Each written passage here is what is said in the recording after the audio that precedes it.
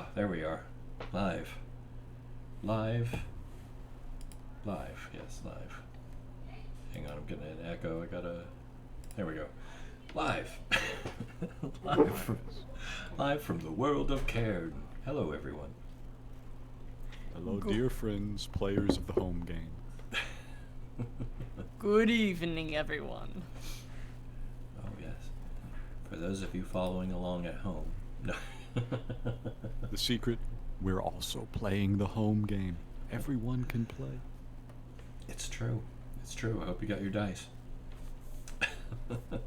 So, since we have some stragglers we're waiting on, I figured we'd pop in, entertain you guys, and this also gives me a chance to to plug Found Familiar Coffee. Are you tired? Are you dragging? Is your heart not palpitating quite enough to make you scared, and thereby energized and eager to attain more at life? Yeah, that one. Church spookies usually get me covered. Well, just in case. Tired, sleepy, and dragging all the time? Oh, bruh. Just tired, sleepy, and drinking all the time.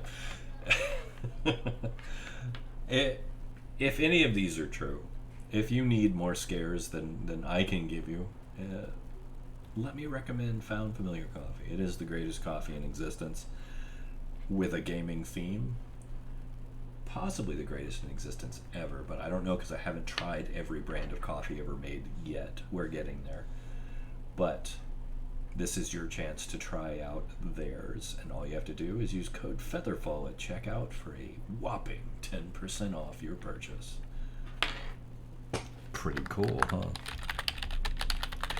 And of course, let's not forget Skull Splitter dice. The dice used by Hulk Hogan.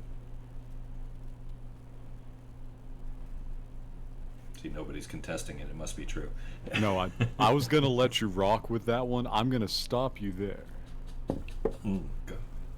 As you wish. You have the floor. Now, the dice at Skull Splitter should not literally be used to split skulls. This is a metaphor. However, their substantial weight, heft, and durability could enable this if you desire. This is true. And if you are doing old world style cranial surgery and just need to punch a hole through, It's got points. They're all points. yeah, and metal.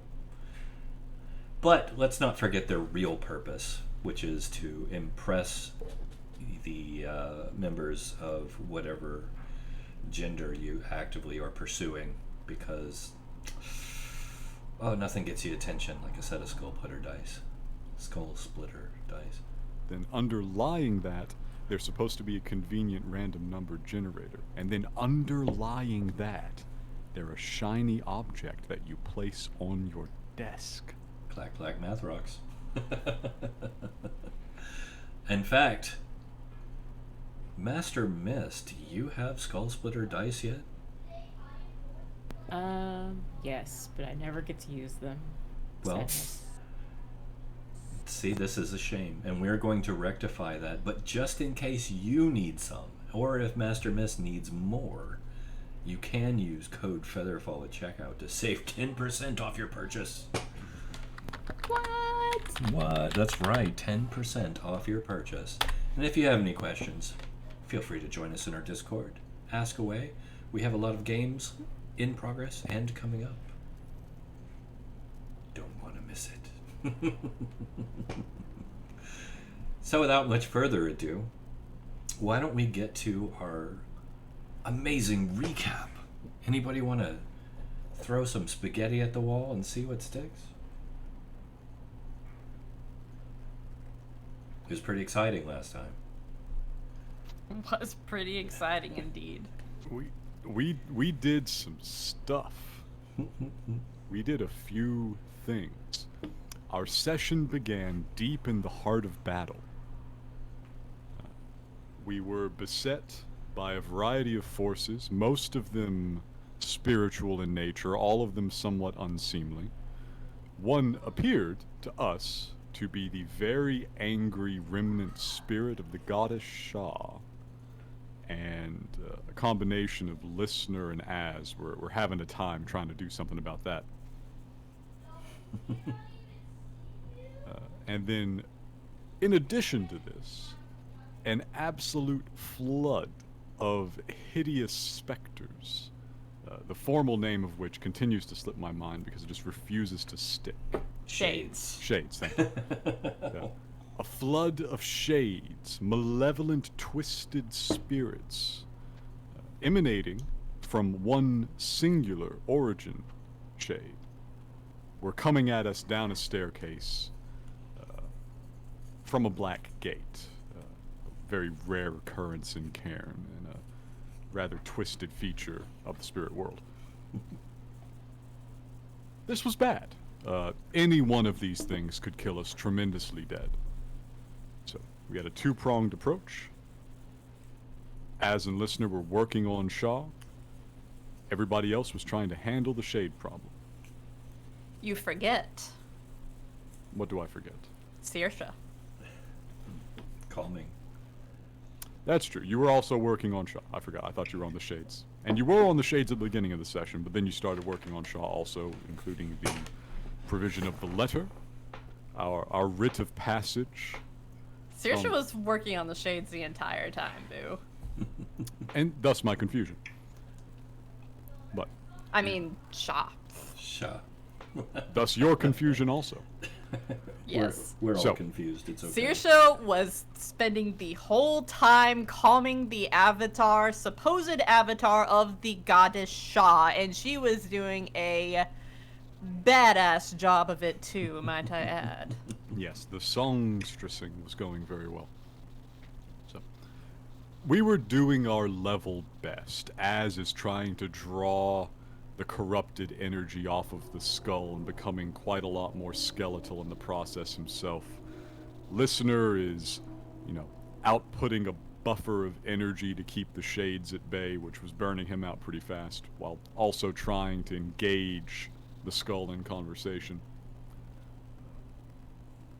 Saoirse, as mentioned, is playing to calm the savage skull, is showing the letter we have from Bodhi, is doing all that's possible, really.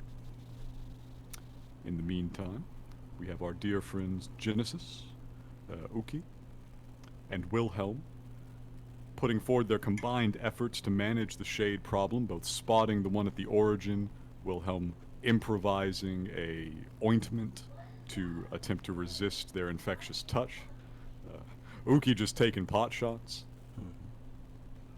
It was going relatively poorly. And Genesis did actually single out the source. Yes, that's when it started going poorly. The source was, in fact, the skull that we suspected to be the remnant of Shah. Yes, and then, at which point, Genesis was helping Saoirse to try and calm her. Yes. It was not looking very good. We did have some assistance. A very bright and very terrifying figure by the name of Phaedra. For those who do not recall, this is the servant of the local power we had a conversation with before. She's lovely. It was at this point that I began to have suspicions. The climax arrives as has fully drawn as much energy as he can. He is erupted in a suit of bone armor, bone glaive. He's like skeleton from top to bottom. Phaedra smiles and leans over, grabs him in the chest, and suddenly we are encased in an orb of bone. When that shatters, and we see beyond, the skull is gone. The shades are gone. And then there stands a certain dead man. Church, would you like to remind the audience who this dead man is? Oh, yeah. The benevolent, kindly old man was Erebus Cain. All of that but his name was a lie. Erebus Cairne is the local power, is a necromancer of some repute, and is very, very dead. Can never trust anybody named Erebus. No, you literally can't. Why He's do I come hear with boss music? The boss music was playing very loudly.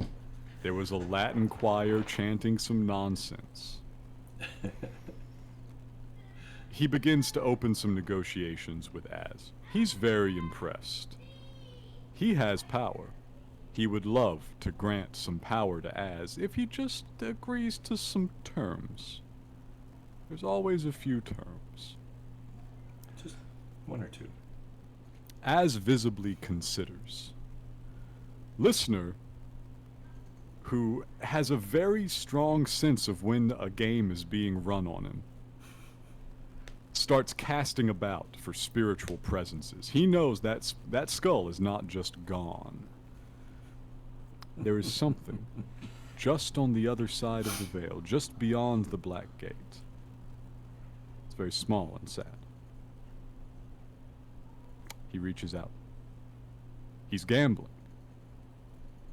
that this is the remnant, that it wasn't completely a fabrication, that here, twisted badly, was whatever was left of Shaw. He begs, please, as your chosen champion, he needs your help. He needs your reassurance. Just in the nick of time, Az, who is standing to deliver his verdict to Erebus Cairne,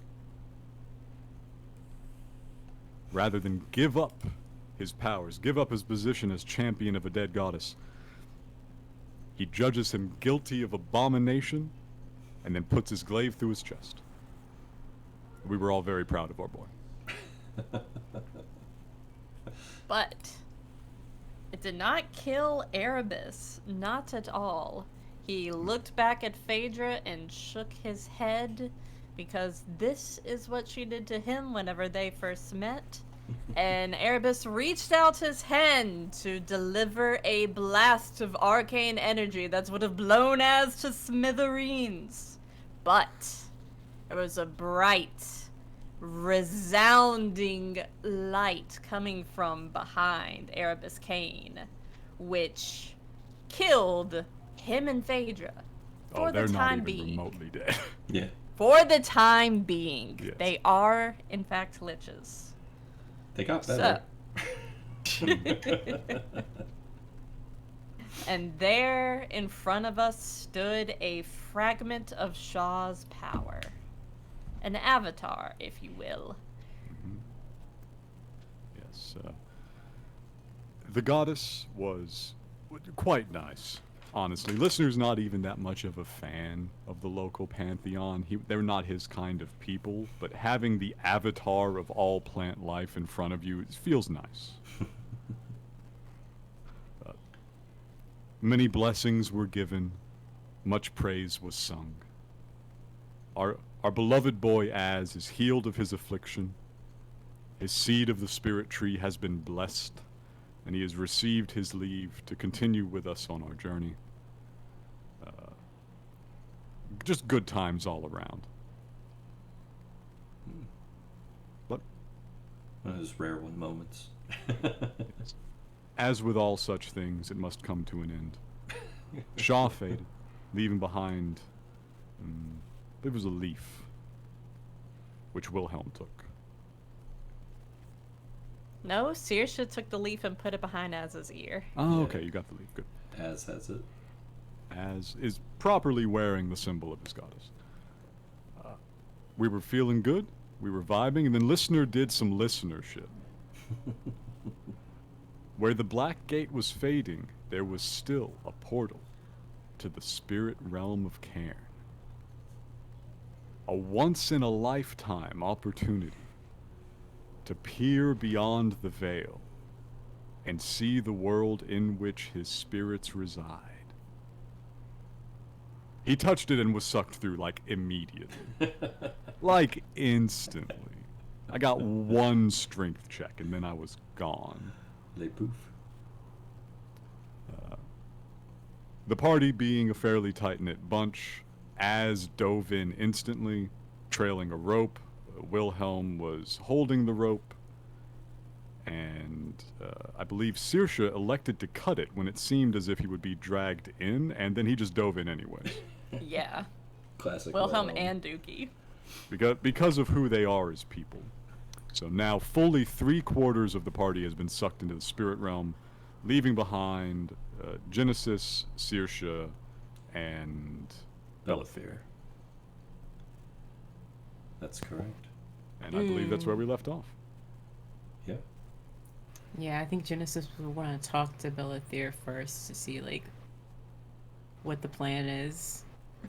Well, first things first. Let me get these new music tracks going. Nice. And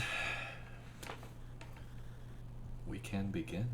So, we're going to start with you guys on the material side of the portal. Genesis, Saoirse, and Belethir. I will say, due to player obligations, Belethir at this point is a little freaked out and looks like he's probably going to go his own way. In that case, Genesis, without looking at Saoirse, goes towards the entrance to the spirit. Okay. You're Plane. heading towards the portal? Yes. All right. Are you going through? Well, Pause for a reaction, I guess, Yeah. to be polite and so forth.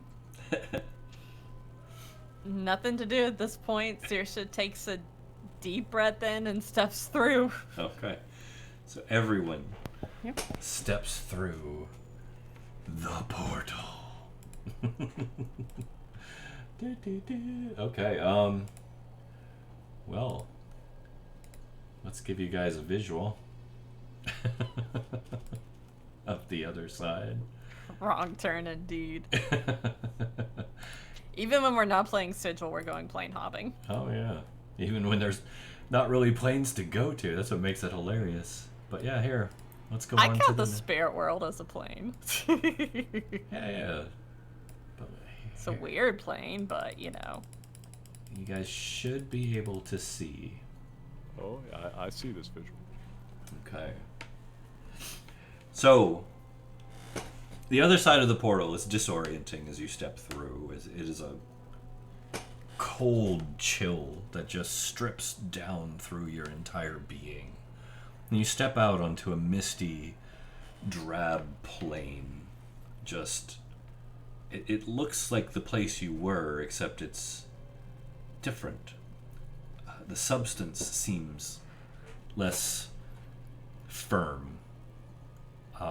There's the gray mist that kind of clings to everything, just whirling and swirling about. In the distance, you see tattered remains of buildings and moss-covered growths and shifting shadows moving through the mist in the distance. As you look around, you realize that each one of you is glowing slightly in this realm, giving off a soft kind of faint aura that illuminates the general area around you. Your movement seems to be changed. It's not hampered, but you feel like gravity is less, like you could potentially jump a little higher and maybe even step off a ledge and gently glide down to the next level. The air is a little harder to breathe here, but still tolerable. And it is very cold.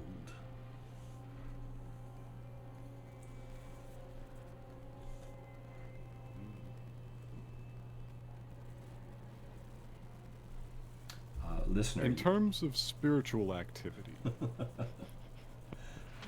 I imagine at least something strange is happening here. oh yeah. I don't know how far can you see. I believe it's just a little bit. Yeah, I see your aura now. Yeah. Immediately, you don't see anything moving around you. But you can sense like there is activity all around you. Your senses are being overwhelmed. Your spiritualist senses are being overwhelmed. Those of you with psychic or empathic abilities are also feeling something similar. Like this constant assailing presence is just washing over you and washing over you and washing over you, and it's an undirected, non-personified type presence that's just all around you, and you can't really pin down what it is, but it's everywhere. Alright, the portal we came through, is it still there? Because we can't be here. It is not. At least nothing visible. Is it there to spiritualist senses? No. Then it's not there.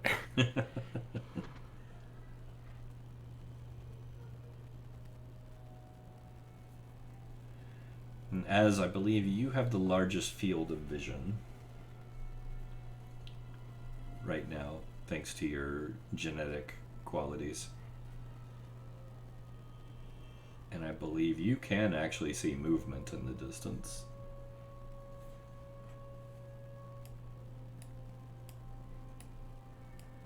Oh, those are real? Oh, yes.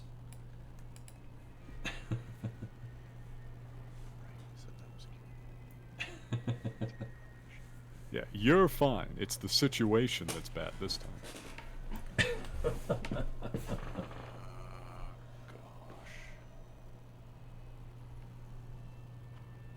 Yeah, I call out to the party to gather behind me, probably. We'll go with behind me on this one. And you should be able to move your tokens.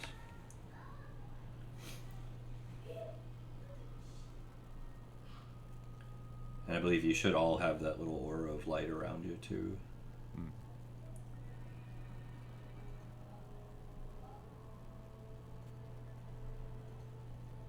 So if we appear to be exactly where we were, except in a slightly changed and warped world, are we still basically at the top of the stairs inside the shrine? Kind of. It's different. No. Like What's changed? Local. For one thing, there is no direct set of stairs. The stairs that led up to the portal. There's no stairs there. Oh, okay. There is an intangibility to the area around you, as if things might tend to shift. In fact, as you move and look around, it's almost like when you turn and look to your right and then look back to your left, something's different. You have a hard time putting your finger on it. It's like the objects in your line of sight have shifted slightly, either a degree, turning, or in some cases even shifting a few inches one way or another. Interesting. Might there be, for example, a path through what was previously solid wall at the top of the staircase? Well, as you can see, if you move around, you appear to be on a ledge of some sort. Interesting. Az can probably tell you more of what he sees. He does have a much wider field of vision than you guys do. Oh, is this an isometric map? Yes. Okay, I was having a hard time reading it, and now it makes more sense. Yeah, definitely isometric, sorry.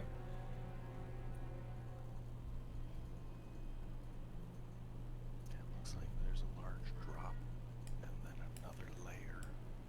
There seems to be some stuff. People. Spirits. The lost, maybe? I don't know. This isn't the place that I'm really familiar with. My people have a different afterlife.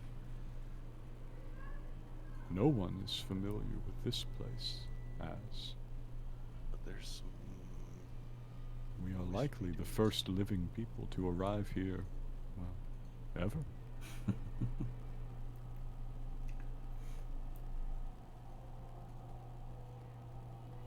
That is very possible.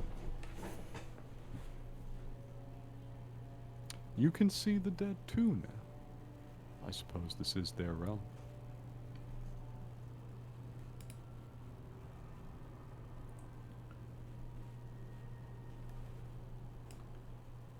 Which way do you see them? I did not realize your eyes were sharper than mine. At the foot of this cliff, a half dozen or so, just mingling. It looks like maybe 50 foot down. Church, does there seem to be much else up here on the ledge with us?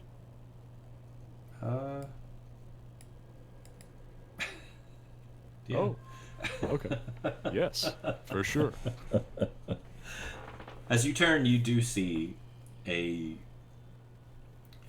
slightly, almost intangible looking spirit. We'll just say spirit because that's easier. And here, I'll show you. I believe this should show you the picture. Oh, yeah, that came through. Okay.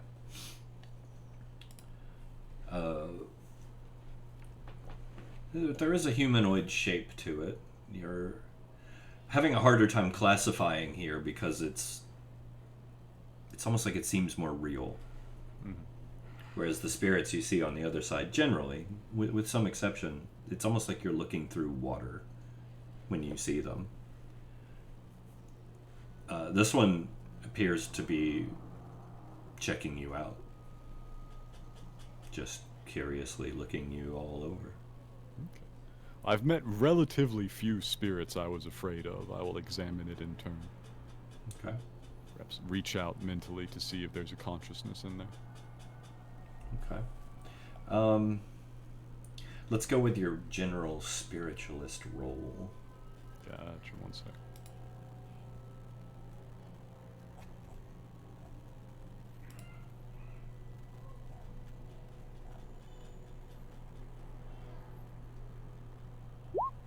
$17. Okay. So you reach out with your ability as well as your psychic communicative ability, and you kind of reach out and you get this almost childlike sense coming from this incomplete, broken, childlike awareness that's just looking you over curiously. It doesn't seem to communicate very well.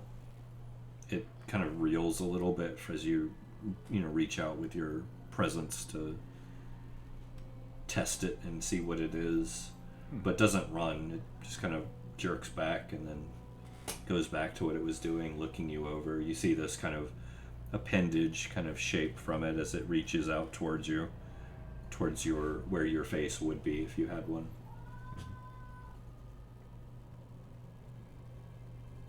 I'll keep looking it down for the moment. Okay. Do you let it touch you? I'm gonna go with yes, even though that's obviously a bad idea. I'm trying to see if we can have some, not immediately hostile relations here. Okay. Anybody else doing anything? Anyone that sees this, at least? Saoirse's just kind of like standing by and cautiously watching. She's a little terrified. Understandably. I'm not really paying attention to that. I was looking for a way down the cliff face safely. Okay. Genesis, what about you? Anything? I'm just listening. In this very weird place, watching what everybody else is doing. All right. So the appendage reaches out very gently. You feel it, this kind of cold sensation as it makes contact with you, and just brushes along like where your face would be, kind of probing with fingers that aren't there. And you get the sense that this is just curious. It's curious about you. Okay. There's no malice or threat, at least being projected. Didn't immediately take void damage. Love to see it. I will tell the party.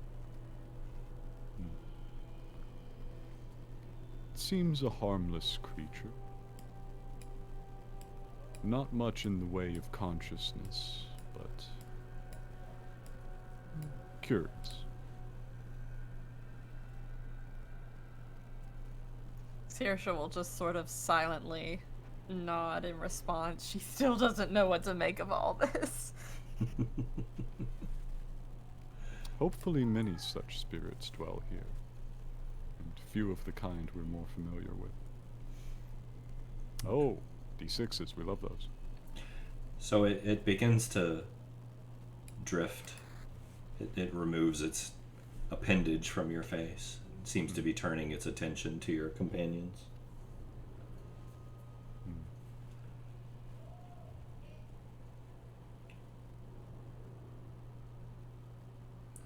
You may have more concern than I had.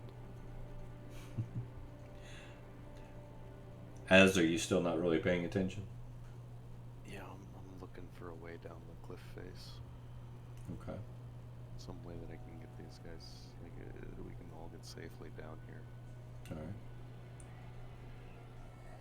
Az, give me a con save, please.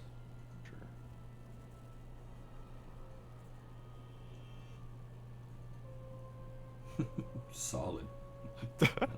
Like a rock. Super solid.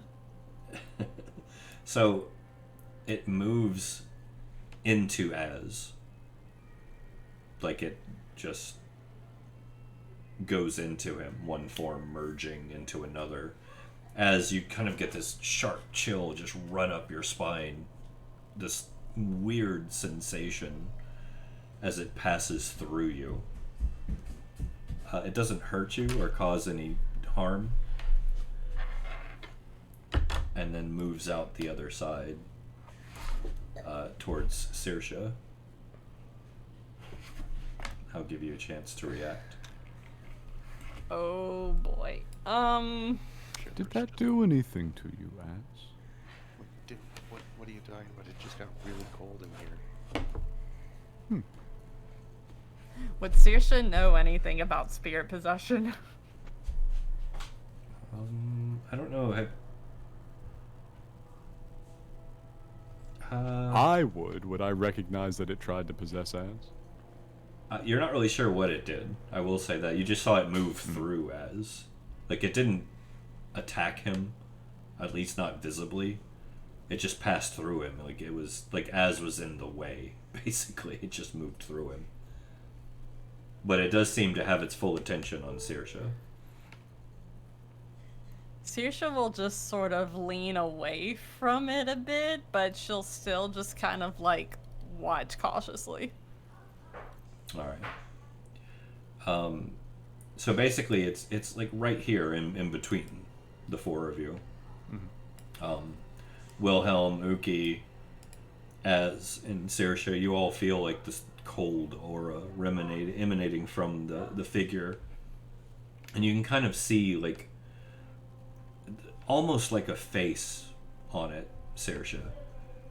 And you get the sense that it is just searching you, and it reaches out with an appendage towards your face.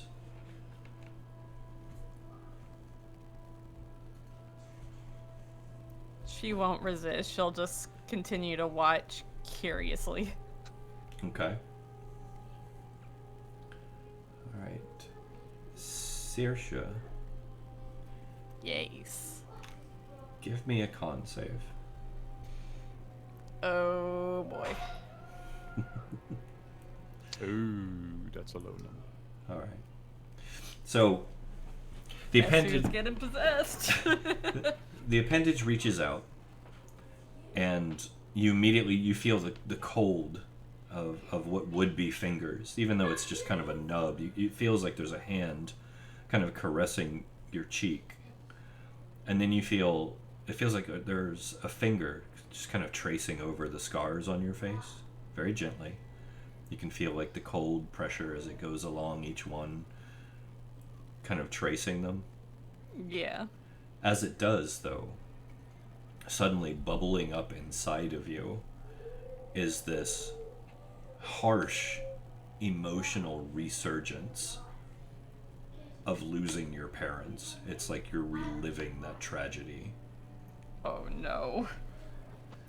And as you begin to, you feel a wail of, grief and despair coming up in your throat, And as you feel that beginning to come out, the spirit lets fly its own wail of grief and despair and crumples down, sinking into the ground at your feet and disappearing.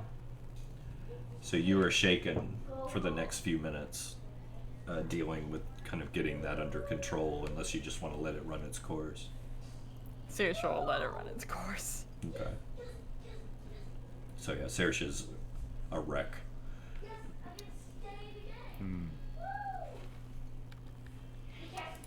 Even without malice, they may not be harmless.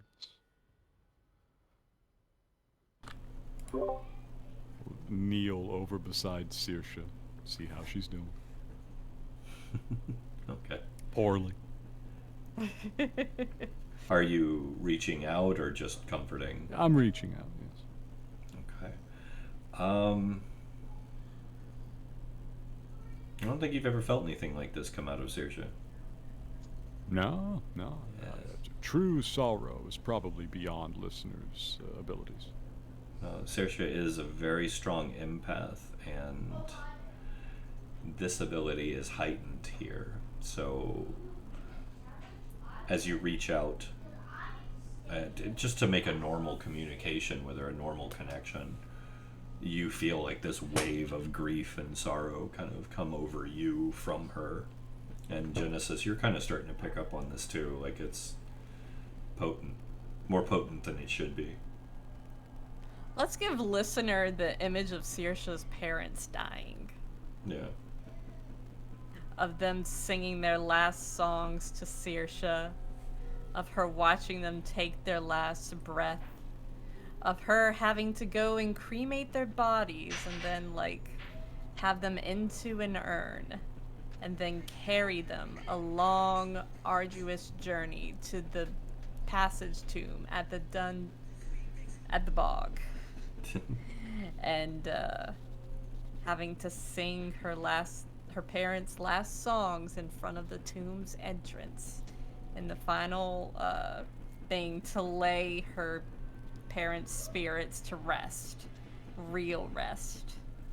And of the church grim that was standing there and comforting her as it, like, leaned in and pressed into her body as she sang. Yeah, give him that full mental image. Okay. Yeah, that washes over you. Oh, that's a lot. Listener shuts down, processes this for a while. He doesn't have a strong enough frame of reference for it to truly work. Unlike a lot of the party, he's not an empath. He's probably the opposite of that. Yeah, But that is makes a sense. mass of emotion to process for sure. Yeah. Are you still watching below?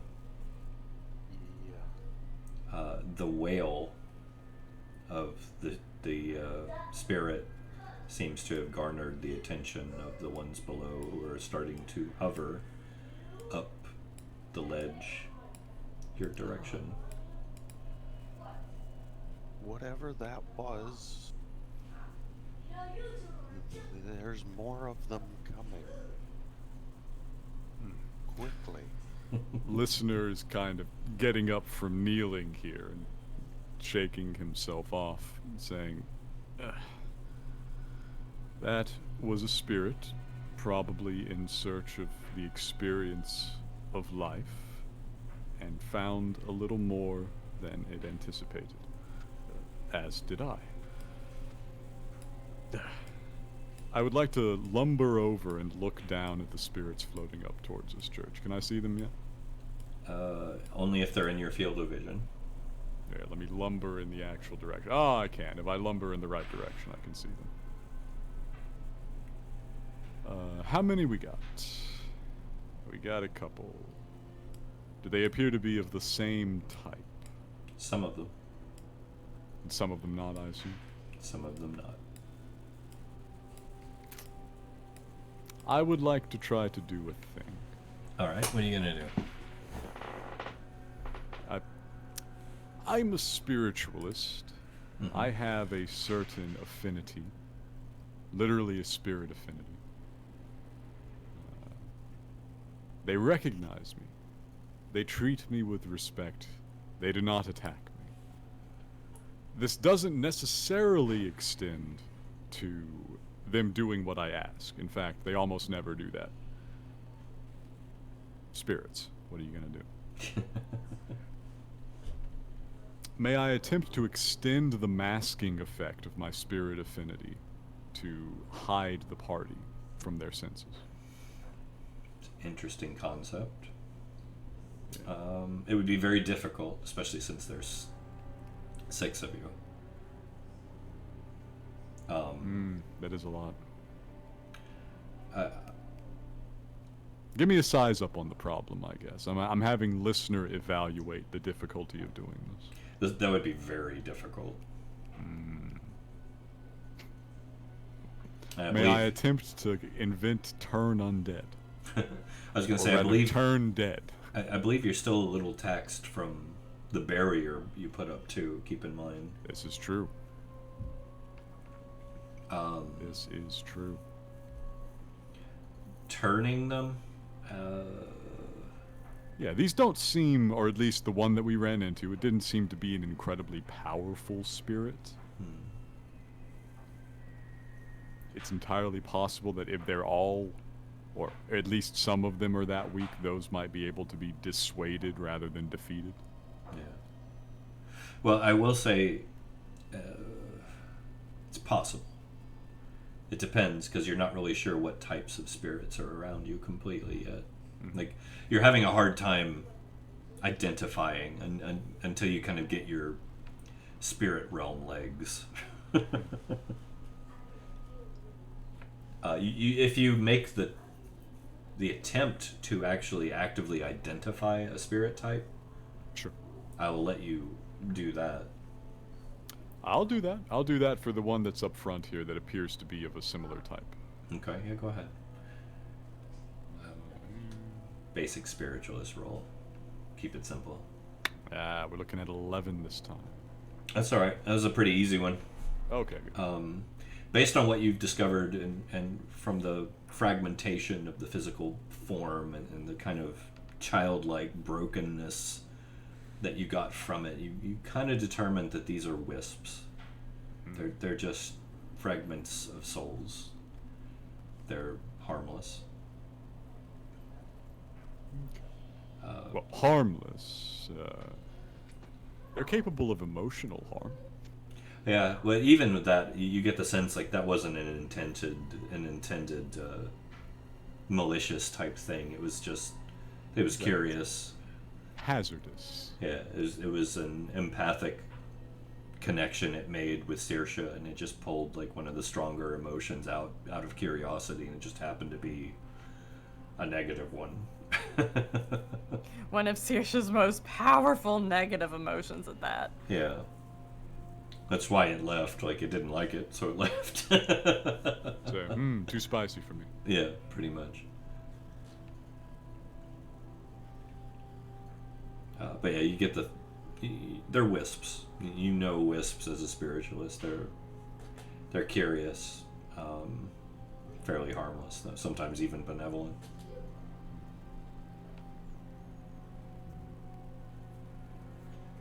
I will relay this to the party. Many of these seem to be wisps. Typically, they are not really able to hurt anyone, even in the realm of the living. Perhaps worthy of caution, though they can be upsetting here, it seems. So yeah, they continue to move. Saoirse just through her tears looks up at a listener and gives him a look like, you don't have to tell me twice. I assure you, it causes them just as much harm. Perhaps more so. They do not have much of a mind to bear such trauma with. But I do see some more of an alternative type appearing on my horizon. Would you like to try and ID them too? Yes. Okay. Ooh, that's much better. Which one was it you saw? these down here with a different token. There appears to be another off to the side. Okay. These two are shades.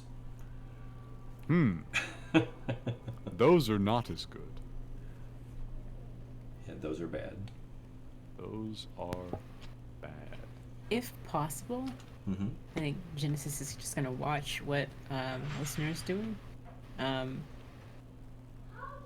This is a very weird environment, full of a lot of spicy air. So we're just gonna vibe, if that's okay. Yeah. Do you want to do anything like actual like projection of power, or are you just on your guard? On guard and as walled off as possible. Just sections of psychic energy. Just like nope, nope, nope. All right. That seemed very invasive. I don't know about you, but I feel like that was very invasive. That's understandable. So you want to put up an actual like psychic barrier against empathic intrusion? As much as possible. No. Okay. That nope. Okay. I No think that's thanks. a no, as in she would very much like to do that. All right. Yeah, Give me your psychic ability roll. I would love for something to try to reach into this bag of trauma. Like, and I'm just like, oh my god, could you imagine? Okay, get my character sheet to. God, come on. It's not loading. There it is. Okay, so now I spellcast with that, or Your like your psychic ability, oh, okay. just in general. Like, was it intelligence plus proficiency yeah. plus? I had my advanced dice roller for this. I just can't.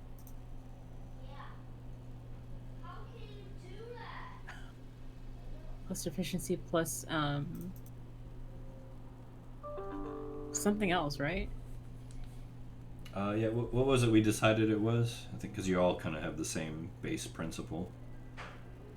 We've been doing 8 proficiency spellcasting modifier, just like the base game does lately. That's what I've Okay. been rolling with. Yeah. No, that works. So yeah, just 8 plus int bonus plus proficiency bonus. I think Genesis got like a bonus for wearing the Peacebound mask. Yeah, Like it had like a +1 on it. that makes sense. So my DC is 15, Okay. and I'm rolling with the Well, plus well, 4. This is going to be a little different than DC, but once you get your roll, yeah, 8 plus 3 plus 4, I believe. So +1. Mhm. So yeah, So I'm rolling a D20 plus 7. With my D20 plus 8, proficiency? because you get Yeah. a plus. plus Are 8. you wearing your Peacebound mask? I guess. Yes. Yeah, so Okay. yeah, D20 plus 8. D20 Trying to plus 8. modifier. God damn it. Okay. Well. okay. No, roll one more. Roll one more time for me, please. Okay.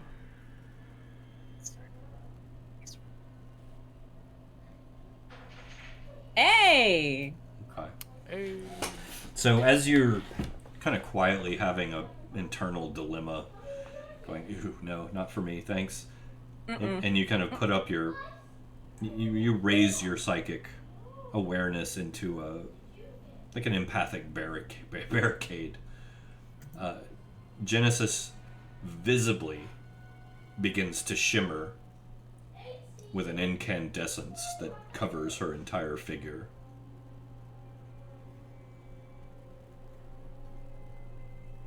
Ooh. That's very strange. That's new. You know, so I spotted shades on the horizon. I'm going to warn the entire party immediately. Ah, those are not as nice. Those, in fact, are shades. Ready your weapons. We can't be here. We should get out of here as soon as we can. Out of this realm. I don't want to be here. We should discuss this It's a good idea. once these are repelled. So, listener, can you see this here? I can't see that one there. Shall I give you another roll? You're welcome to. How's a 14 looking for that guy? Okay. You're kind of looking at it, going, what is this? And as you do, it looks at you and kind of, it's almost like it recognizes that you're aware of it.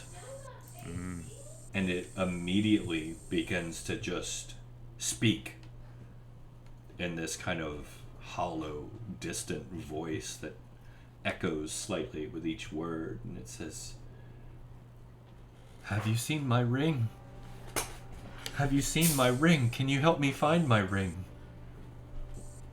I put it here somewhere." That sounds remarkably like just the spirit of a person. This is one of the undone. Oh. Well, yeah, that a lot of regular people become that. Yeah. But it's reaching out to you, like, needingly. They do that. It's inconvenient sometimes. Alright, so... the shades are going to be on you in one movement, so I'm going to give you a chance to act. I did recommend everybody draw their weapons. Everybody weaponing up.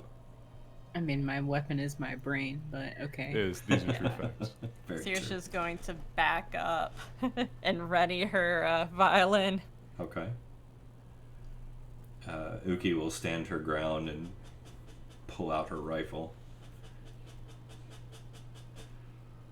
As? I don't think it'll work here.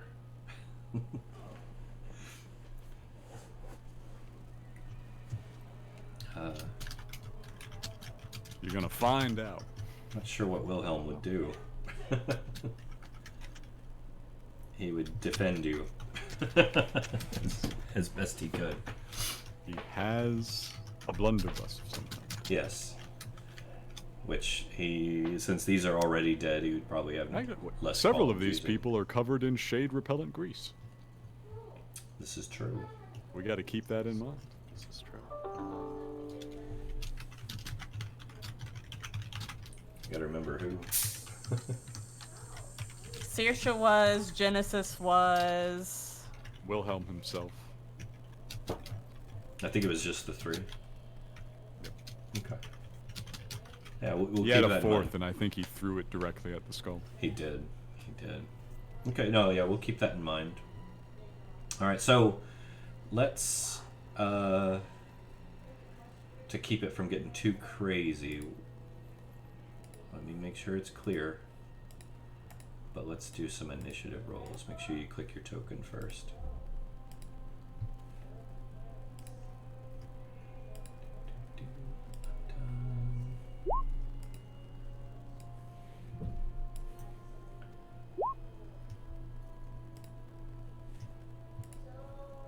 Thought I had my token selected and it's telling me that I'm not. What the frick?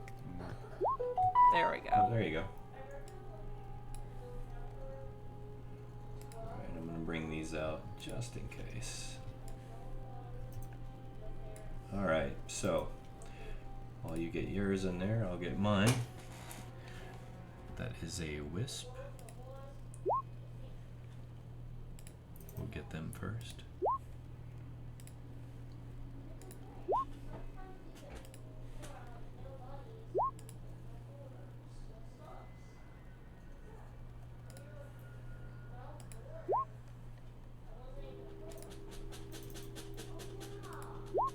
Alright.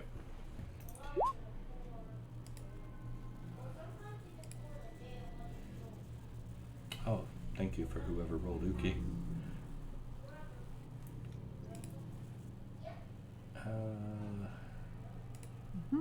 All that's left is... Some maintenance.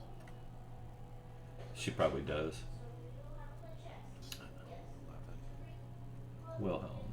Is anyone running Wilhelm, or should I? I'll get him. I can summon him, I think. Yeah, I think you're on there.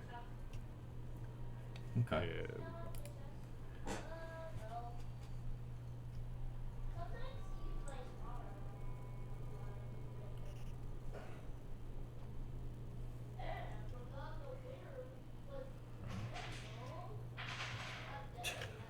So much going on. What a mess.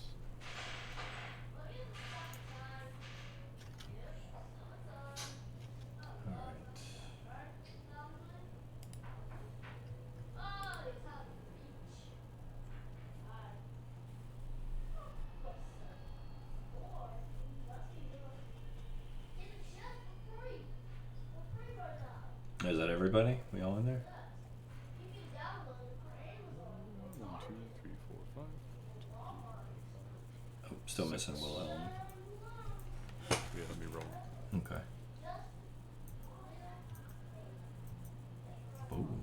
Bang. Nice. Nice. All right. Smooth. So, Every time. this wisp sees the shades coming and turns invisible. Bales. Good move. Which, Wilhelm. God, we had 3 people on 22. My goodness. All right, Wilhelm, you're up first. Wilhelm is up first. Wilhelm has some shade repellent grease. And I think he is aware of these as an existential threat to all of us, having been combating them for the last, while. And you did say so. You did tell everyone. Yes. So let me give him his arquebus shot. Okay. See if that even does anything down here. Which one's he shooting at?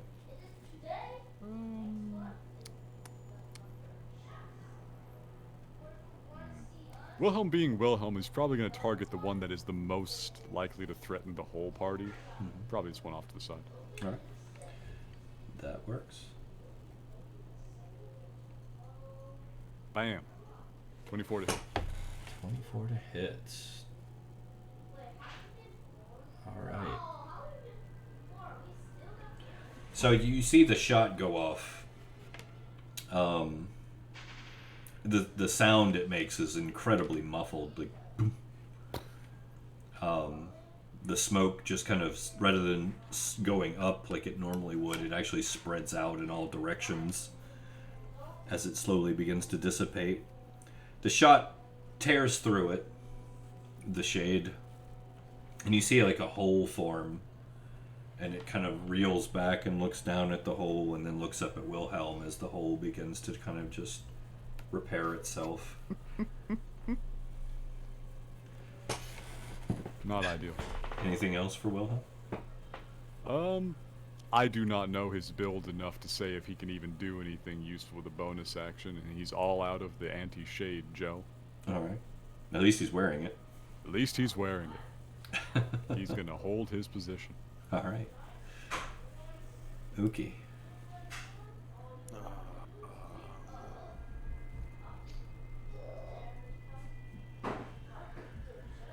Bang.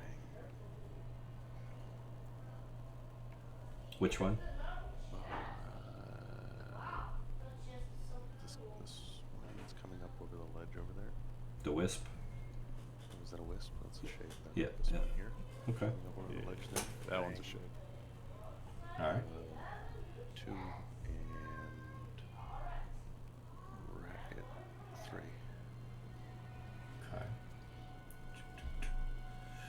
Okay. Once again, the holes just kind of tear through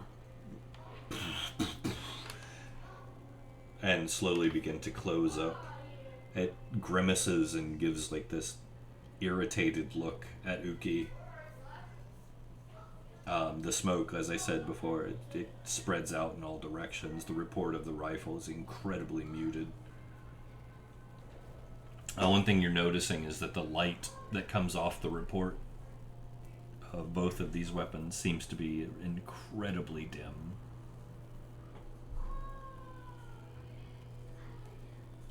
Anything else for Uki? Nope. All right. Ready's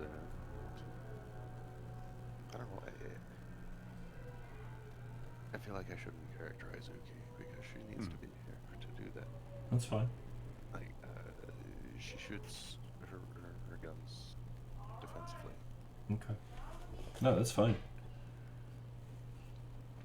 All right, Genesis shimmering in the back.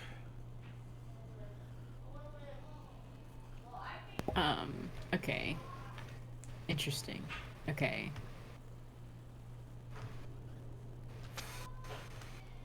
So the wisps were the things that were there earlier, and they don't really necessarily mean us any harm, right?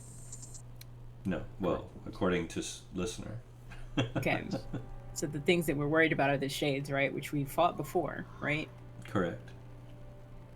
What was it that helped us with that? Phaedra. Yeah. Yeah. Mostly. Yeah. Phaedra and listener's barrier that he put up. And then Wilhelm's anti shade juice. What was the nature of that barrier? It was me burning my spiritualist energy out to put up a buffer. Yep. So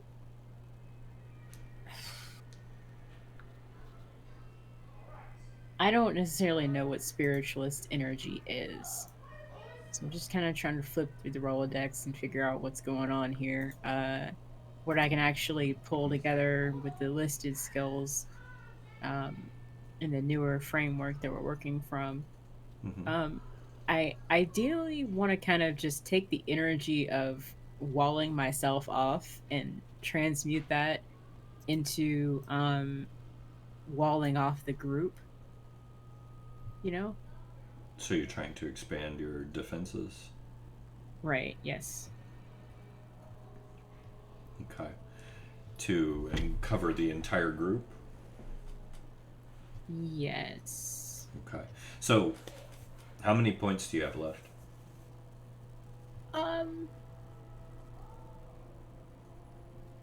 Enough.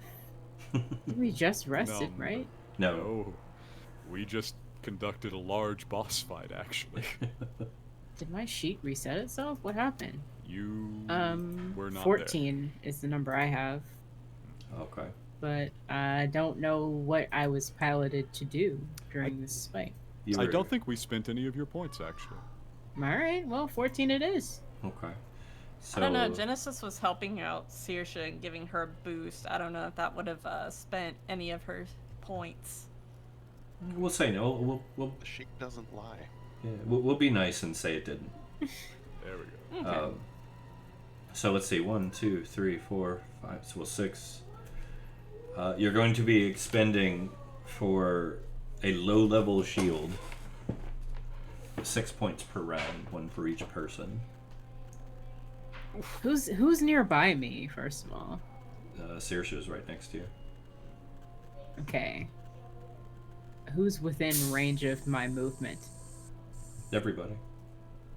Okay. Is anyone in like a group or a cluster, or am I just... Our Should I be looking at the tokens map? Our Yeah. tokens are on the map. You just got to scroll all the way up to the top. And Oh then god, sort of that's so towards the little. middle. Yeah. It works out fine at 100% zoom. Yeah. Okay, let me figure this out here. 100 doesn't for some reason. So I could go here, right? Yeah.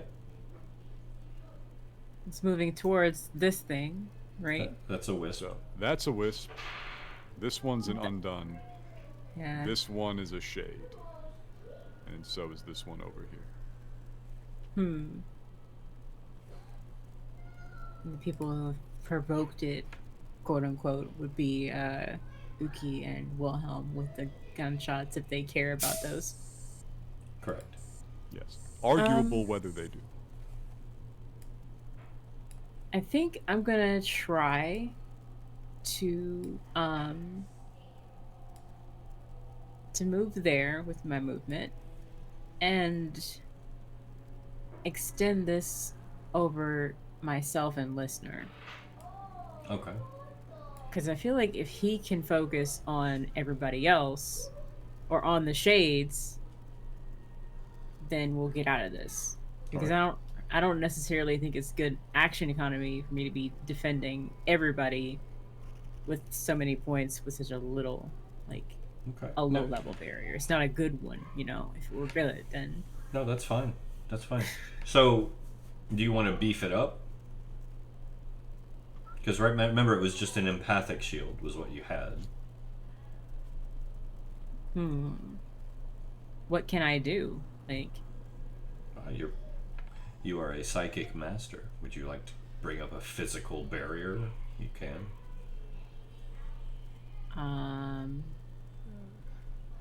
Physical may not do anything to these guys.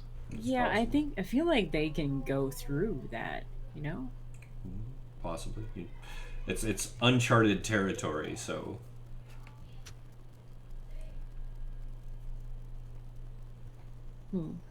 be creative. Can I discuss this with listener? What will be the best course of action? Well, time is fleeting, so if you do it quickly, you can. Yeah, just real quick. What do you think? What should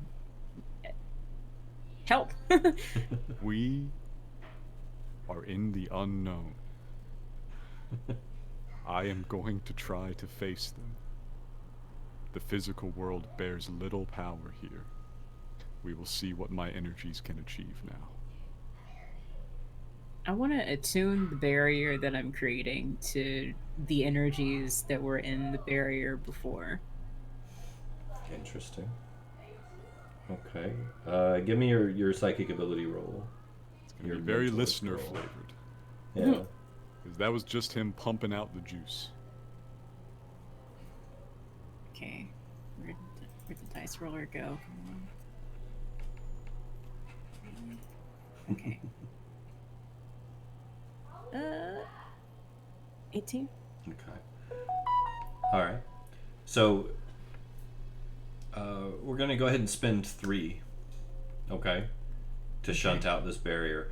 Won't know if it works or not till it's tested, because you're trying to copy spiritualist energy, basically, which is real touch and go.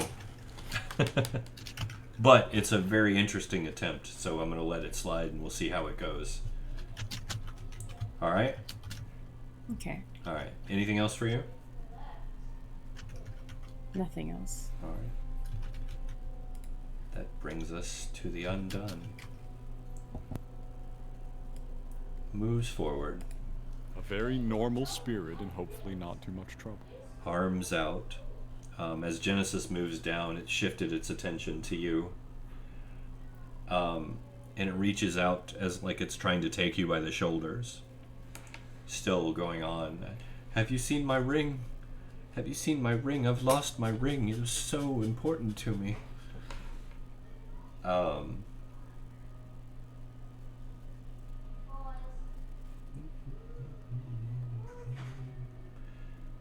Let's see how your shield works.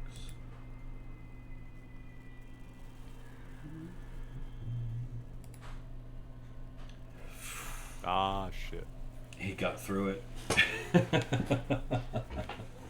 Give me a con save, please. Okay, just a second. Con. Save. 8? No. Oh, it was close too. All right, so you feel like this.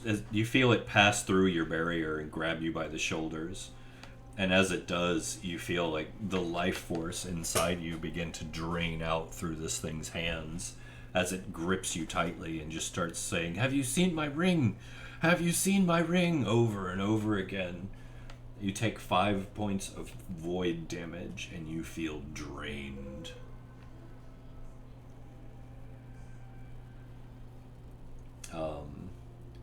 Don't change your maximum, but these 5 points cannot be healed by normal means. Oof. Okay, let me.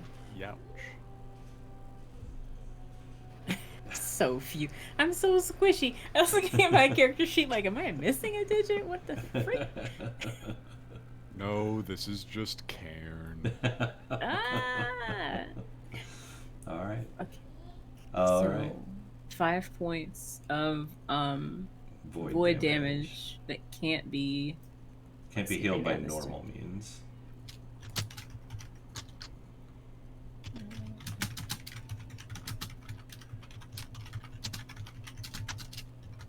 Sorry. You're good.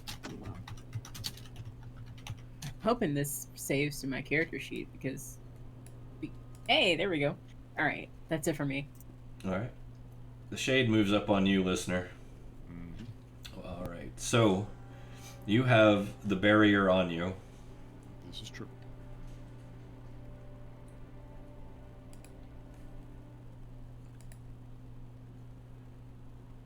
All right.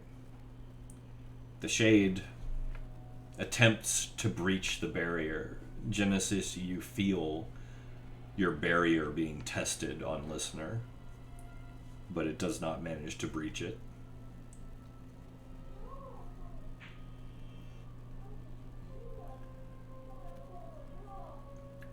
That's it for the shade. Bonk. Still scary. The wisp goes invisible. Smartest creature in the whole plane. Yeah. Saoirse, you're up. All right. Saoirse's gonna start playing this. Providence. Ooh, that's pretty good. +4 to AC. Good. Yeah. All right. No, that's good. You begin to sing. Is it sing? No, strings. Yeah. So she's playing her violin. Okay. You begin to play the violin. The sound warbles and shifts as it exits your instrument in ways that are a little unnerving. It gives it this haunting reverberation as it fills the air around you like a slowly enveloping fog, settling on your companions visibly. Dang. You believe it's working. You have faith that it's working, but this is weird. Anything else for you? That's it. All right. As Europe. All right. Once again, we can't be here. It's said with even more emphasis.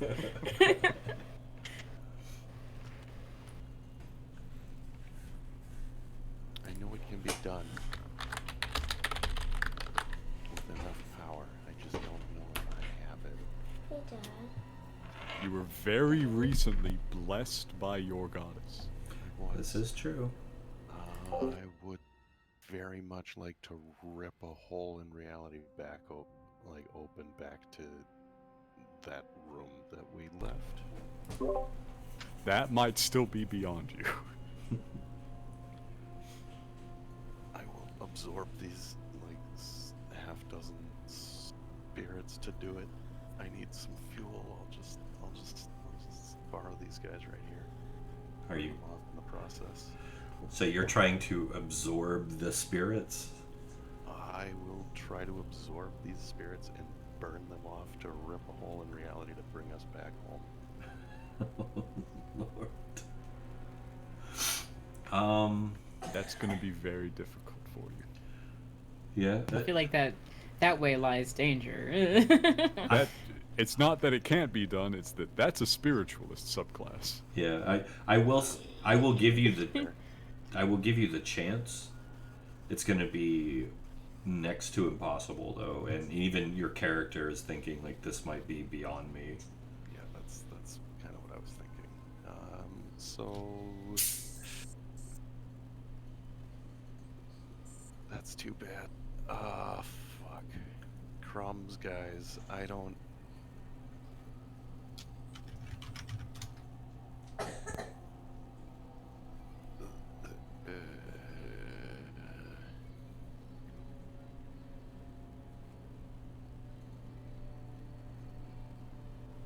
We really can't be here. And that ends my turn. Okay. I Just know as. no physical action then? No physical action, just Okay. you guys, we really, really can't be here. All right. All right. The wisp poofs. Smart. Listener, you're up. Okay, so. Listener is feeling that he is fucked up now. His curiosity got the better of him. This time it has drawn in his entire party. Listen. Last time it only cost him his own legs.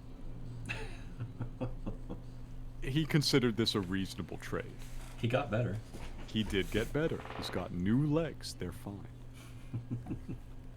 Unfortunately, you do not recover from being devoured by a shade in the spirit realm, typically.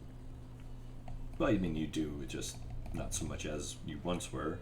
You get to be a shade, which is a very, very meager compensation. I'm gonna have him do something that kind of goes against the plan All right. that I had for him, the plan he had for himself. I took a level without actually deciding what to do with it, you know. Mm-hmm.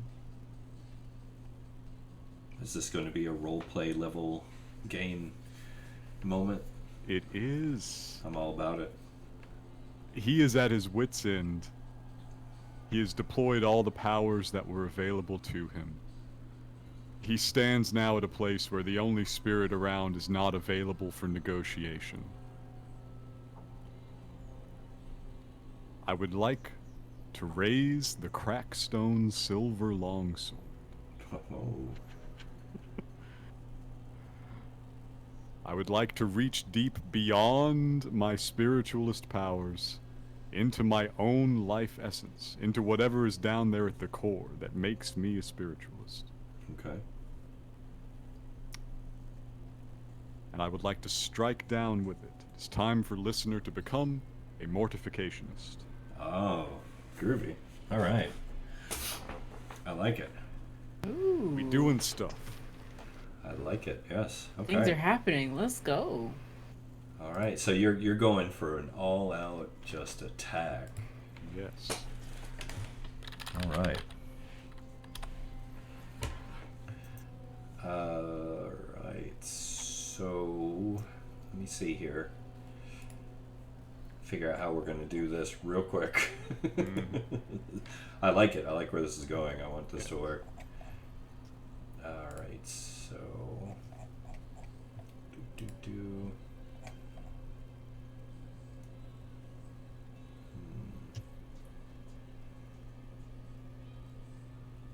For the viewers at home, while Church gets himself sorted, the mortificationist is an unusual type of spiritualist that draw on their own spiritual powers through the mortification of the flesh to effect changes in the spirit realm, ranging from something as small as passing through solid objects if you live in the physical world, to ripping the spirit out of a living creature if you happen to become a very powerful one. all right. My hope here is that a mortificationist's power in the spirit realm itself, it'll be like actually smacking a living creature with a longsword. I'm actually thinking about the same thing. It's going to be basically the opposite. So rather than pulling a spirit from a living creature, you're directly affecting a spiritual creature within the spirit realm.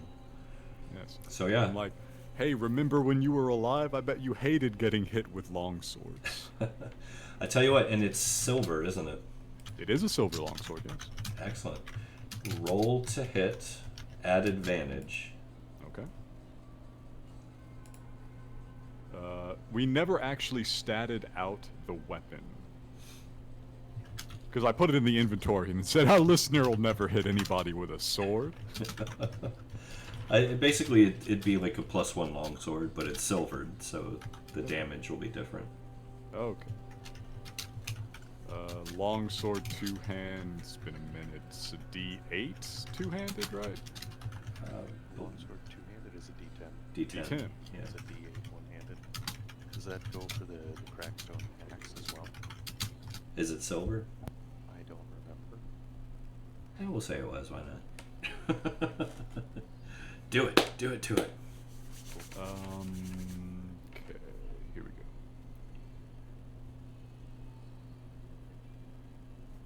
go. Ooh, I'm excited. Look at that. Ooh, not bad. 22. 6 damage. Unmodified. And it's going to tear through the shade as it screams out in anger and pain and dissipates in front of you. You have all witnessed a very unusual sight. It was kind of like a Tai Chi moment. Slice. Listener striking something with a sword is less like watching somebody conduct an attack and more like watching a limb fall off of a tree. He just holds it up and then lets gravity bring it down. Yeah, much to your surprise and the surprise of everyone around you, though. You destroyed the shade. Alright, anything else for listener other than shock and awe? That's probably all he's got for his turn. Alright. He simply readies the next blow. Alright. Which brings us to the other shade.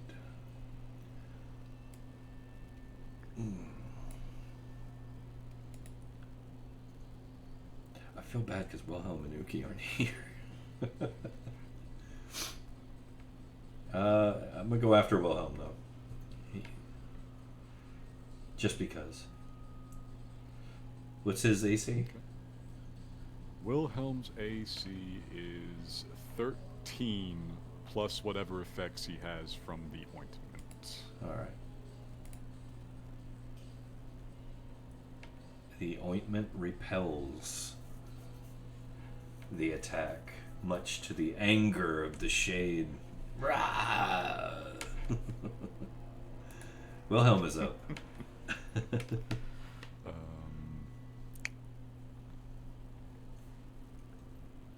He is never going to do a reasonable thing like retreat under fire.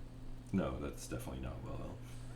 He would never do this. I'm gonna say he relies on his ointment. He stands firm and he begins reloading his arquebus. I think that takes a whole round, right? Yep. Yep. Alright, so that's gonna be him. Alright. He says, I am standing between my party and peril. That's Usual definitely Wilhelm behaviors. Definitely Wilhelm. Alright. Uki.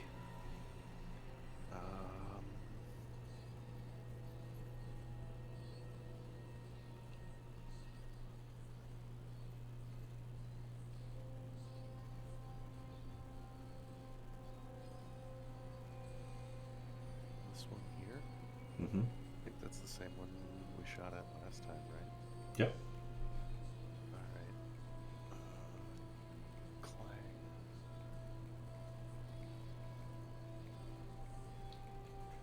Alright. Clang. Okay, air stop there. Once more, you muffled report the dim light of the gunpowder going off. Tears 2 more holes through this thing. As the second one tears through, it twirls around twice, screaming at the top of its lungs, and just dissipates before your eyes. Its lungs, like it has some. Impressive.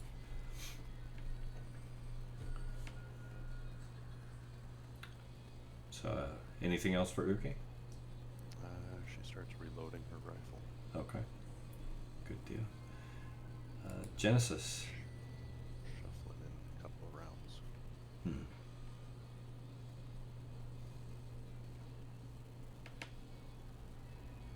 What we got? What we got? I am not really sure. This thing got a hold of you. Capable. I don't like this at all. Oh, is it grappling Genesis right now? Oh, that's bad. It's holding on to her like by the shoulders. Where's my ring? Where's my ring? Okay, no. Personal space is very important. Oh my god. Can I?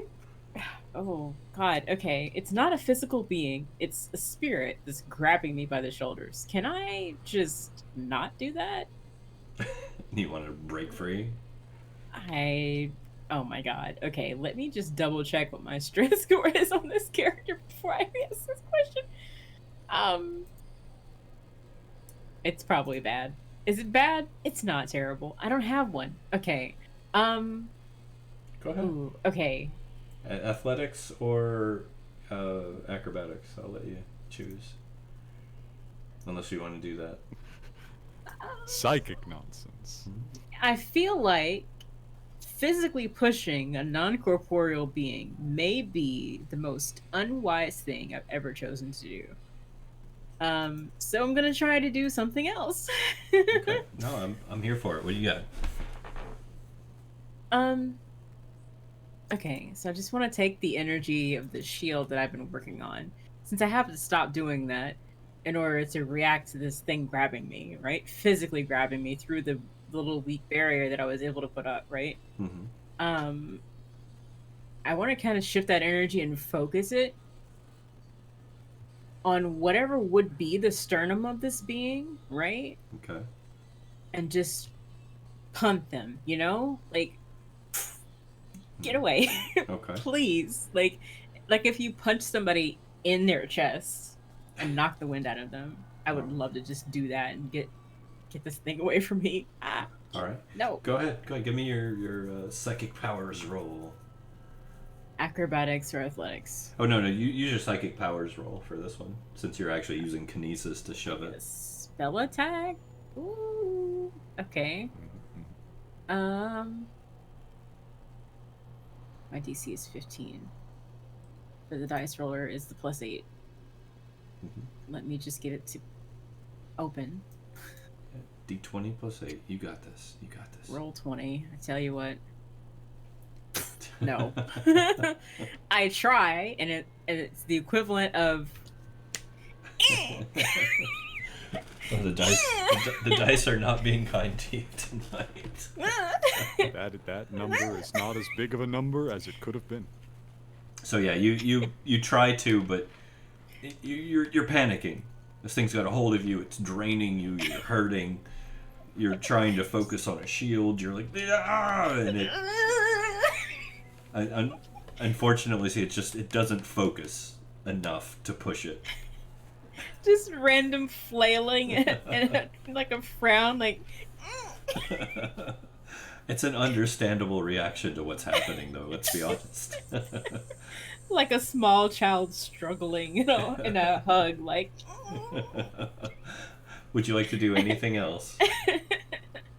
Exclaim that I really don't want to be in the grasp of whatever this is, Okay. loudly, so people around me can hear it and potentially help me with this. All right. I will handle it. All right. But that's it. All right. That brings us to its turn. It's going to continue shaking you now. It's going to shake you by the shoulders. Where's my ring? Where's my ring? This is really making me want to pull this staff out, but I'm not gonna do it. I'm not gonna do it. I'm gonna be a safe who citizen. knows what that would even do here? Oh my god. What? Oh my god, 10? No! It drains you even further. You can feel your life just waning. Its attack is a 9. Does that not have to meet my DC or like my AC or something? But no, he's already got a hold of you. So it guarantees a hit then. Yeah, he's got a hold of you. I look at listener. Give me your con save though, because this may not be the. It may not do the thing. May not be the serious damage. Just 10. DC, Okay. DC My 10. Constitution is an 11. So we're just gonna cross our fingers and pray. Please roll Hey, average. twins. Yeah, you're down for a good roll. Mm. It's your Roll turn. perfectly average. Come on. Come on, come on, come on! 10. Perfectly average. Woo! All right. So Woo! you still take the 10 damage, but this is just 10 damage. Oh my god. It's still terrifying, but you're still in the game. Oh my god. All right, Saoirse, you're up.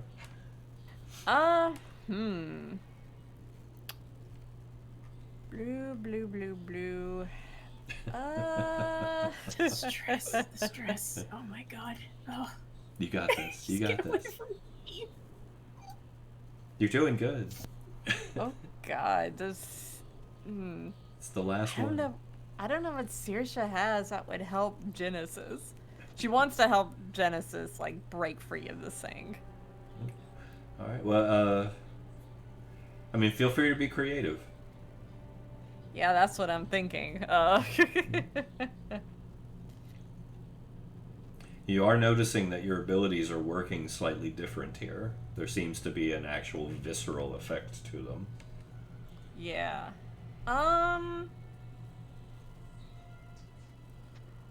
Let's play a song that. So Saoirse can feel that Genesis is freaking out. Let's play a song that mentally gets her over that and gives her the confidence to break free of this thing. Okay. Whatever that'll do. All right. Yeah. No. Yeah. Give me just your basic performance like roll. Okay, hold on just a second.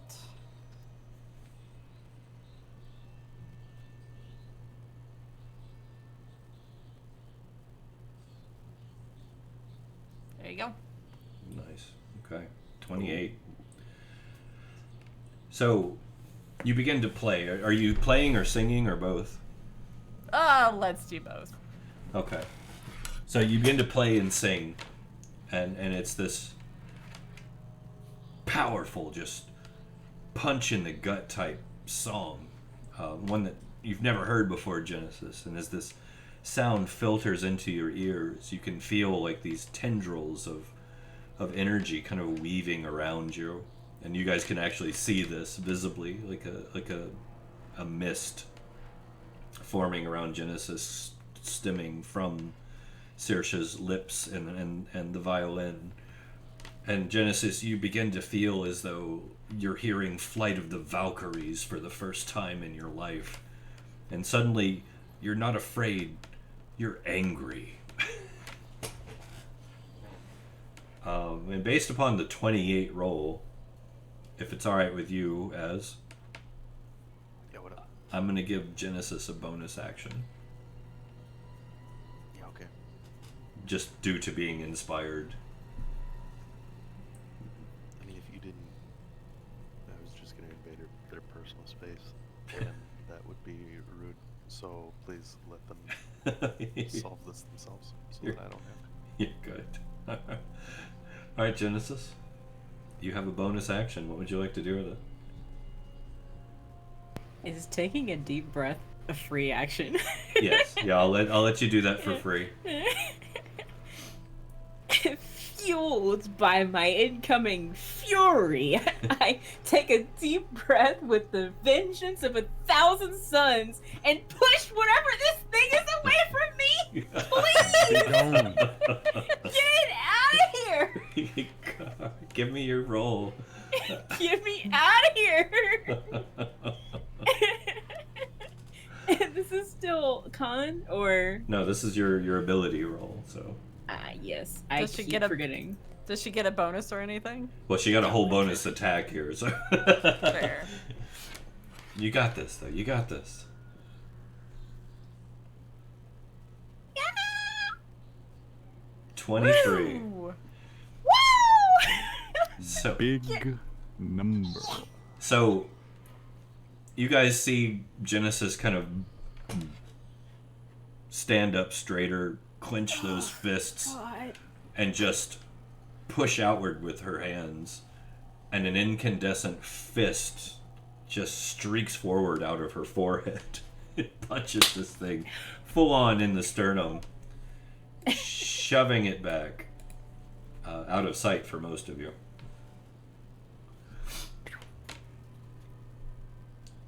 Tearing it away from you, Genesis. Oof. Jeez. All right. Az, your turn.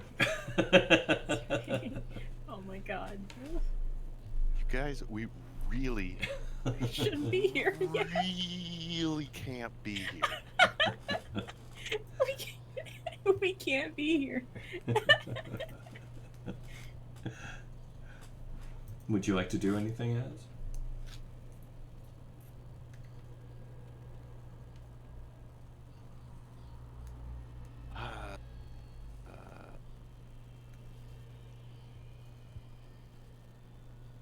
No, Okay. Still holding. All right. nothing to. What? Nothing to do. Okay. All right, listener. All I can do is just panic about. We really, really can't be here. It's a weird place. It's understandable. All right, listener, you're up. So this this undone has just been blasted. Yeah, pushed back. Just gone. Yeah. I will take 2 steps. See that it's still there. Okay.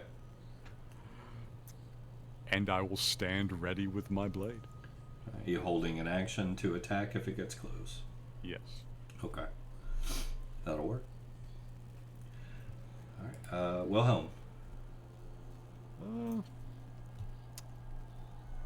I'm gonna say he lines up here. Okay. He's got his arquebus reloaded, This is correct. and it has taken hostile action against the party. But he's a little soft-hearted. It's always hard to tell playing Wilhelm. He just wants his ring. What's his ring? He's gonna take the shot. All right, go ahead. Let's see. 22 to hit. All right. 12 Yeah. damage. Much like the shades, you see it tear through him, and it kind of shrugs it back and looks down, and then looks at Wilhelm confused as the hole begins to close back up.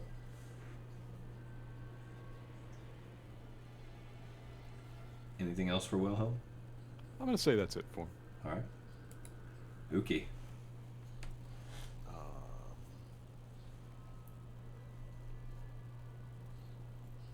She takes a step to the side and lines up the musket. Okay. Clang. Clang. Clang. All right. Once more, holes tear through this thing. Blam, blam, blam. And as the third shot tears through it, it begins to kind of disintegrate and fade and reaches out to you in horror and says, "But my ring," before it disappears. Oof. Mild oof. Yes. And you are once again alone on the top of the plateau. Yeah. I continue looking for a way safely down the plateau. So,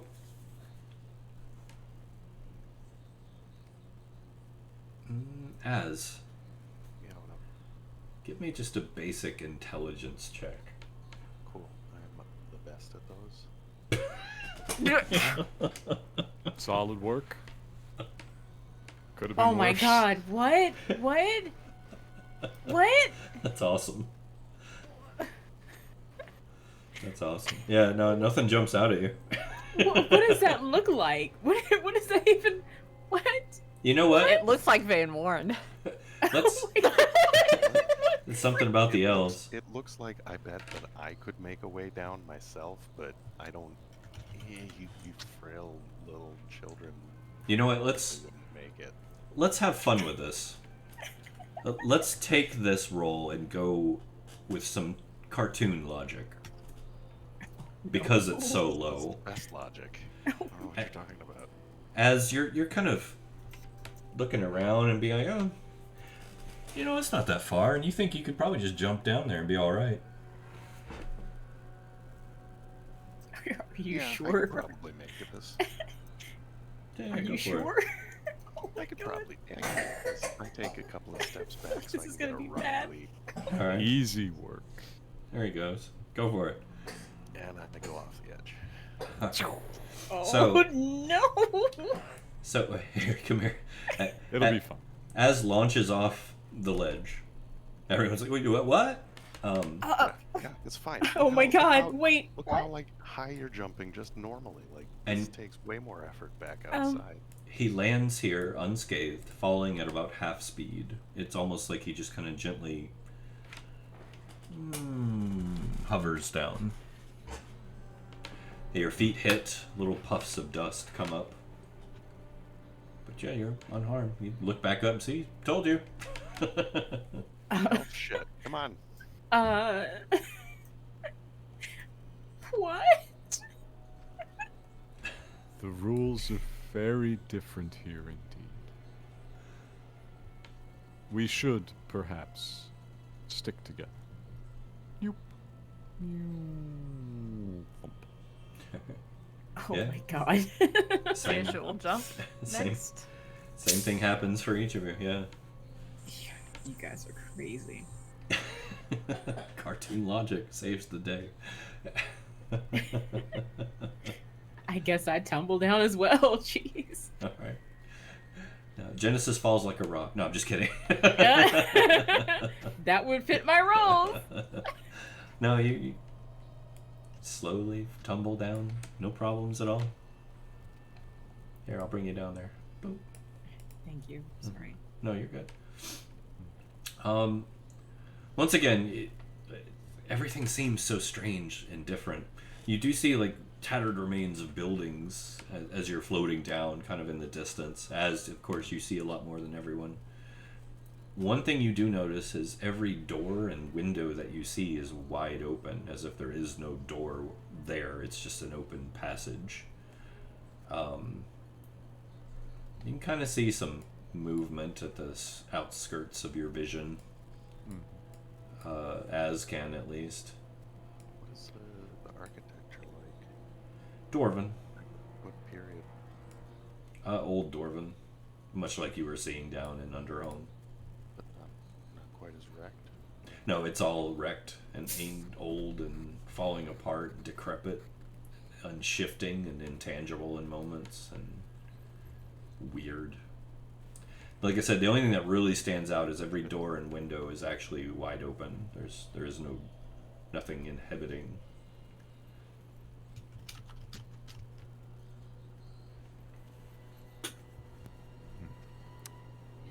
You talk to the outs, or the spirits outside voice, right? If they're willing to speak.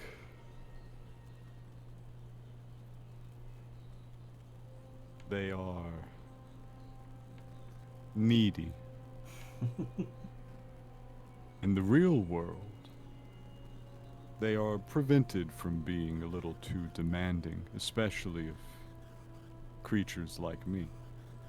Here, it seems that they may accost anyone who passes.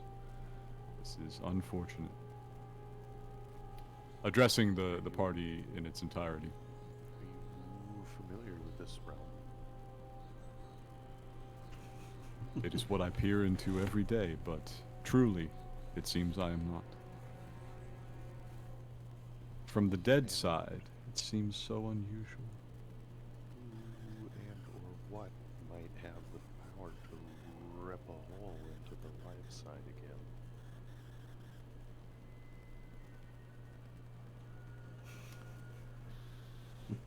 The opening we entered through is a very rare natural occurrence. So we're stuck here? We can't be stuck here. I No. won't be stuck here. You will not be stuck here. I am very sorry. My own foolishness has seen me trapped, and I did not anticipate that you all, my dearest friends, would dive in after me. Probably a good thing they did. There's no telling exactly how hostile everything would have been to just me. But the Shades definitely would have killed me. I will see you back to the realm of the living. How did you do that thing with the to make it dissipate? I saw that you stabbed one and it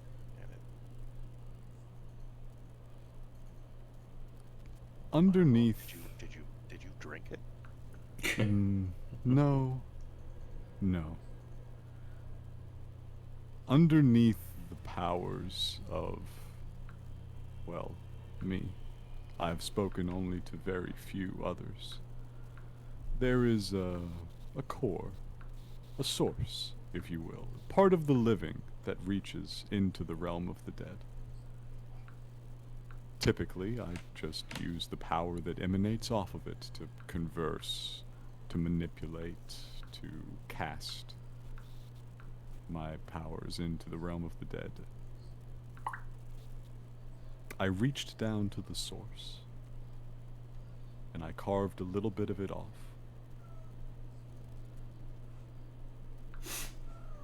Possibly it will stay gone forever, but it allowed me to reach out and touch the dead as if they were still real. Apologies, I do not believe you will be able to imitate this particular party trick. Truly, you are touched. By the grace of the divine. It's so funny he said that to you. Alas, would that I could have been a child of Our Lady of the Grasses and the Trees, but no god made me. Perhaps, but you share a connection to that which was once theirs. The dead are my people, but before that, you are my people. I will see you through this if I have to lay aside a mountain of the dead. Come with me. Let us begin the search. Alright. Solid. So yeah, I see we've got some stairs, we got some stuff going on. I assume the entire realm is simply too foggy to see much further than we're looking here. Yeah, well, plus, you don't have any light source other than the soft glow that you're giving off by being there. I'm curious to see what'll happen here. Because we've passed through physically to the realm of the dead. I assume our possessions have as well, otherwise I'd have a hard time hitting them with a stick. Yeah. I take out the sunstone. Sunstone. Not the phosphor stone. The sunstone. Sunstone. Okay. Tell me what you're doing with it specifically. Usually I keep it stored close to my chest underneath the little scraps that I wear as armor. It's on a leather thong as a necklace, basically. I just draw it out from underneath into the open. Okay. Which way are you facing? This way. I was looking off into the distance. Okay.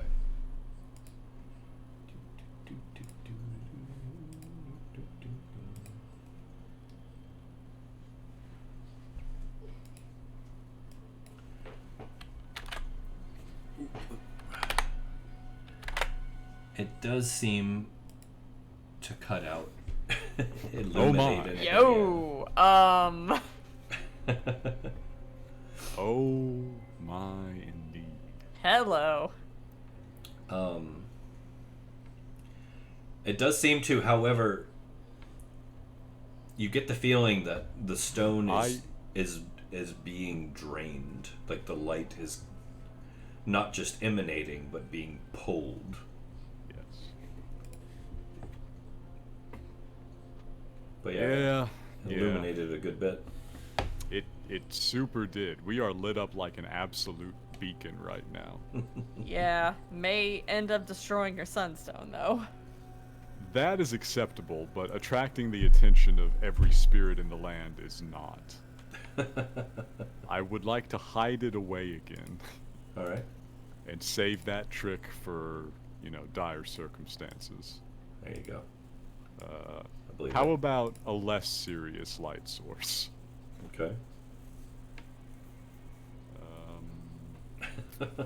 I do not know the spell light, actually. That's a shame. I do have a regular phosphor stone, though. Well, keep in mind, Arcanist is... That's right. We don't do that anymore. Yeah, so... Well, I do have resources of the correct level. May I attempt the spell light? You want to create a light? I would like to create a light. Okay. So we're drawing from an energy source as an Arcanist now.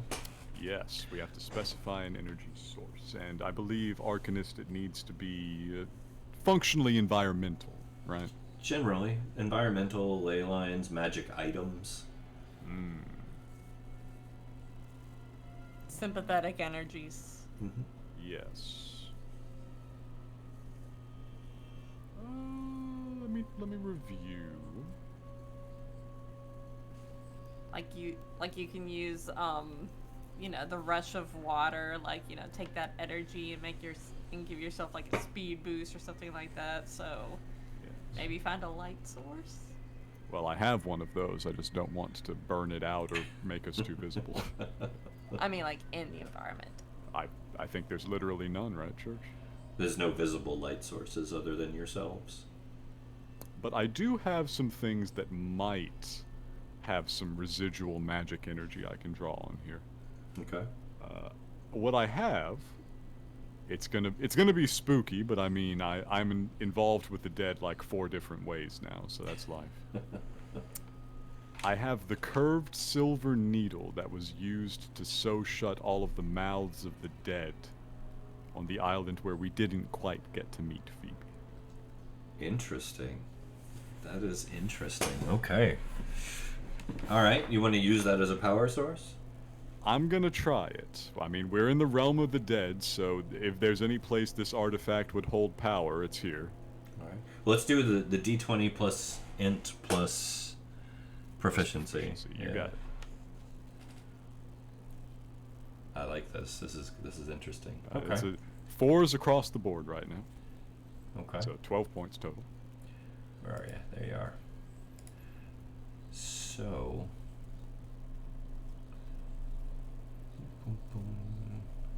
I'm gonna make this interesting. Please do. So you are going to emit a 20-foot radius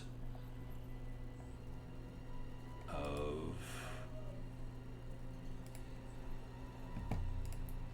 black light. Ooh. It's not terribly bright, as you can see, but it is enough to illuminate. Interesting. That probably works fine for me. Like, the spectrum is a bit more compatible with my senses.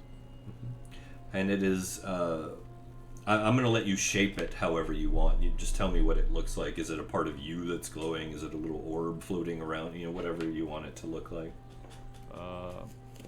Just because it'd be fun, let's say it's ghostly flames that are licking up the side of Listener like he is himself on fire.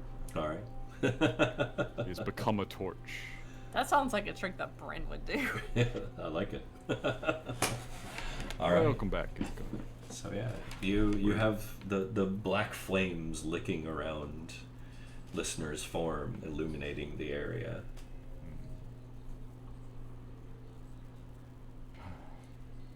It's a good thing you held on to that needle. Yeah. I just collect stuff, If it's small enough, I took it. Assuming it had no actual value. I think the only thing of actual value I ever lifted was the Shawnee-Keesian brandy. Yeah. It's interesting to me that Listener is slowly turning into a very interesting and unique form of necromancer. Yeah. I can manage the dead so well. You have no idea. Somebody should definitely put me in charge of the new afterlife. The mortificationist with arcanist abilities. Alright. There is nothing to navigate down here by. Even if I reach out with my spiritualist senses, can I feel any sort of pull in any direction? Yeah, give me a roll. Let's see. Yep. Not. It's not good.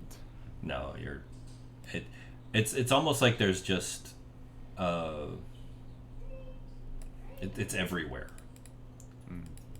It's like you're trying to find something, but everywhere you're putting your senses out, it's just like, yeah, it's there, yeah, it's there, yeah, it's there, yeah, it's there. Everything is everywhere. All at once. Yes. My friends, it is truly a chaos of energies in this place. Is it? I assure you, it is. At least you can see. Yes, slightly better. I see nothing to it but to set off.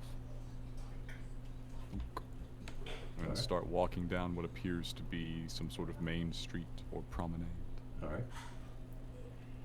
Everybody following? Yep. Yeah. See what's going on in this courtyard, I guess. Here, I'll bring you down, Genesis. Genesis follows concerned. Concerned. We'll get out of here, but you won't. What's that supposed to mean? If I can accompany you, I will do so gladly. If I must send you without me, then I will do that less gladly. All right. So, How g- sorry. you're very empathic, right? Yes. You are super empathic. Yes. Please give me a roll of your ability to like read listener. Your stat of your choice, I guess. The phrasing, the fact that we'll get out and you won't, makes me think that you intend to stay. But yeah.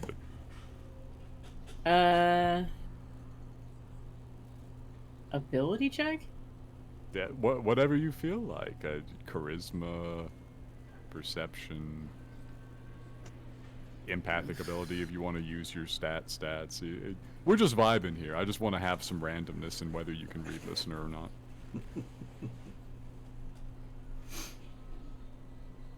Insight. No. I mean, let's see how good his deception is, you know? Yeah. Just good no. enough. It was close. It was real close. Listener's a bad liar, but you're a little shook. Sometimes you can just tell. Like, at the same time, you're an Olem. Yes. Plant At the guy. same time, it's impossible to really read a creature like this, even though you've been inside my brain. Genesis As you're is- trying to read me, listener calls you closer. He says, stay bunched up. Stay together. Genesis is distracted by the sensation of a presence moving towards her. Saoirse would like to see what's going on with Listener. She's empathic. It's true. Presents? What?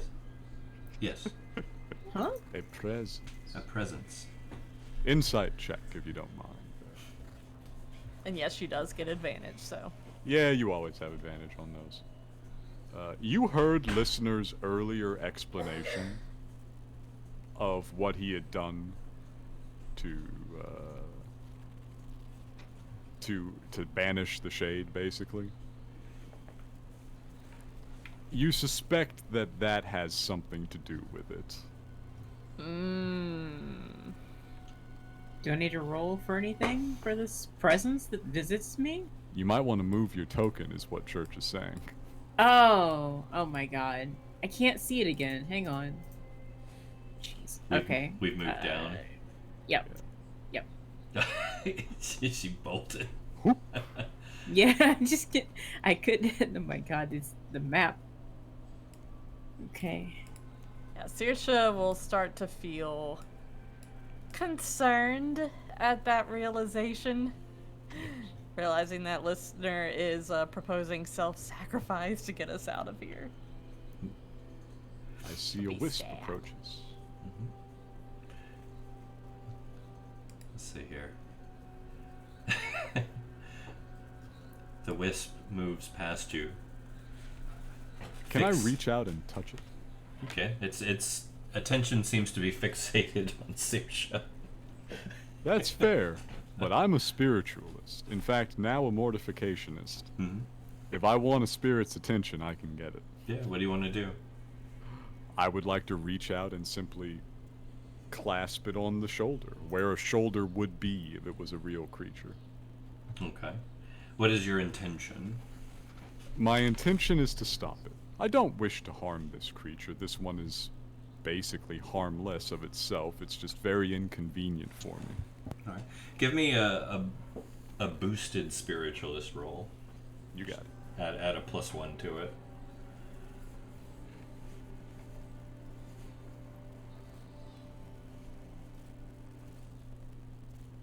It's a 22. 22. Yeah, you definitely get its attention. You put your arm out, and I'm gonna roll for a reaction here. Okay. It kind of jerks around, and you get the sense that even though it doesn't really have so much of a visible face, but you feel its attention focus on you. Once again, these two appendages kind of reach out towards you, gently. I reach out and meet one, like I'm touching palm to palm. It's a high five, the wisp, if you will. It kind of goes around your hand, and it moves as if it's going to embrace you. It's welcome too. I think I have the upper hand in this particular one, vis-a-vis, like, spiritual power. Okay. Yeah, it gives you a hug, and just kind of sits there.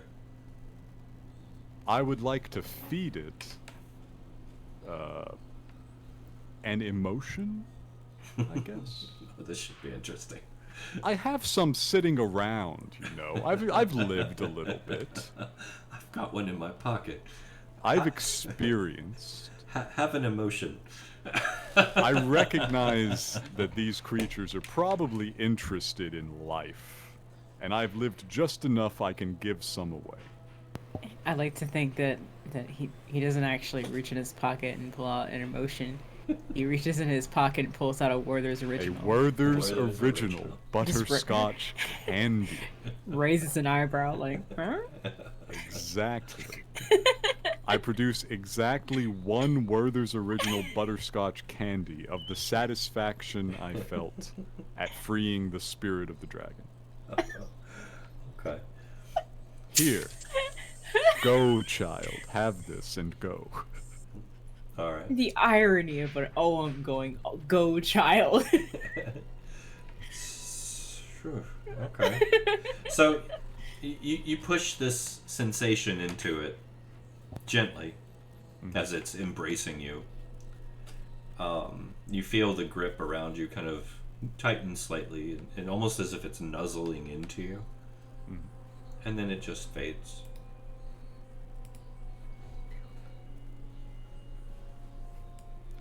They only want to live a little.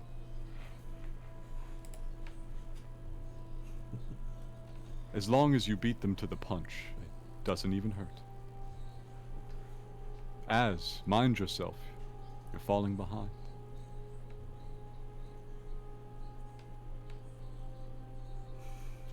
I believe Ghinkgo is back, but I don't think he said anything yet. So yeah, I call out to Az that he's falling behind. I see a spirit on the other side of him. Yeah, I don't.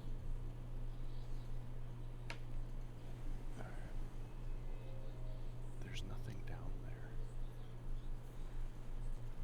There's nothing anywhere. No, there's like less than nothing down there. There's just nothing. We can't pull the same trick. We've got to go that way. I'll be right back. Sorry. You could. So, We didn't take our union break. you're right, we didn't. Should we? Should we take the break real fast? I just It's all right. Let's It's up take to a you. short break. Yeah, we take a short one. It's 11:11. nice. Perfect time. All right. Make a wish. Make a Yay! wish. Escape the spirit realm. Wish that we'll be right back. We will be right back. Stay tuned. Don't touch the dial. Let's go on to the lobby. Oh, we'll be right back.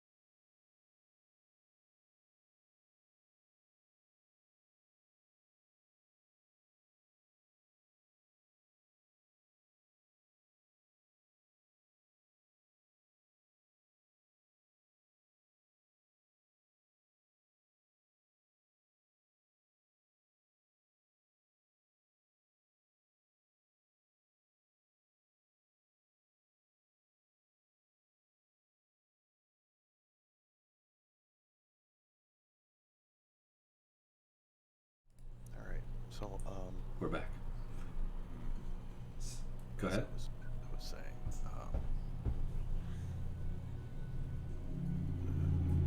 I approach this like cliff here, down. This is nothing, nothing. Like this is all like nothing, but this is less like more nothing.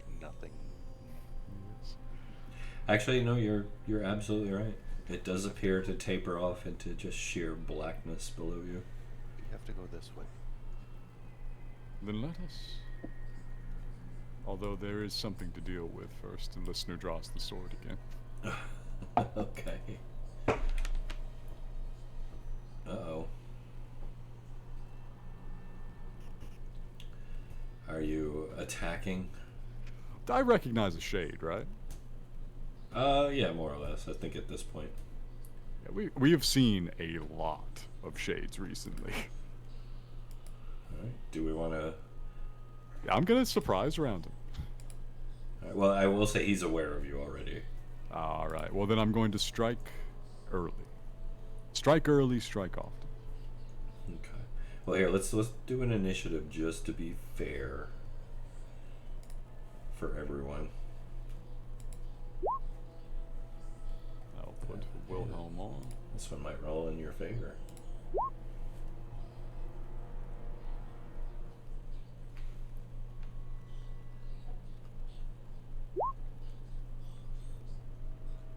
Oh, everybody's rolling low.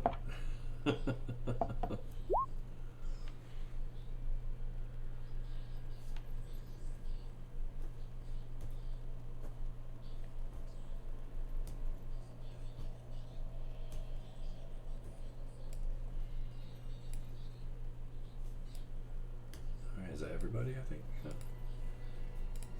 Listener, you're first. Beautiful. Just like I drew it up. Worked out in your favor. I step forward. I once more imbue the sword with the power of my own spiritual core, carving off another little chunk for it. And I strike. Okay. So with the imbuement, to figure out how that's going to work exactly. Yeah, But- it is. We have no rules for it as of yet. Since it is a carving off, so to speak, we have points for you, right? The spiritualist points?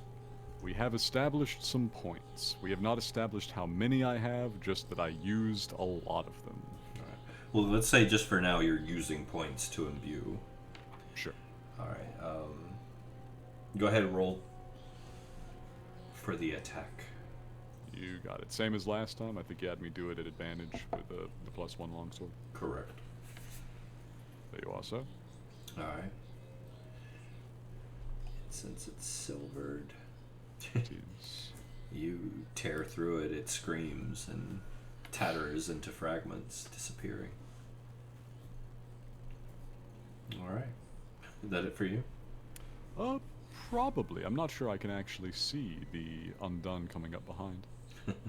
That works. Well, I think he's more or less in your field of vision, although the building might be in the way, but still. I will glance back in his direction and ask him, "And what do you want?" So the Undone's turn. The Undone scoots towards you as arms out. It's a dwarven woman. She immediately begins to wail as if in a panic. Have you seen my husband? Have you seen my husband? And she's gonna make a grab for you. What? I think he's over there.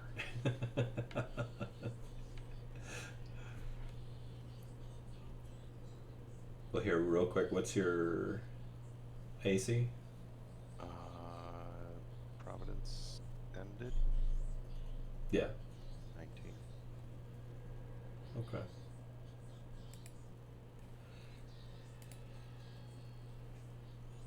You kind of duck back. Nope. I'm slippery. I think he's over there. I tell you, when we come around, I'll let you try to convince her. if you want. Alright. That's cool. Saoirse. Alright, Saoirse will play Providence.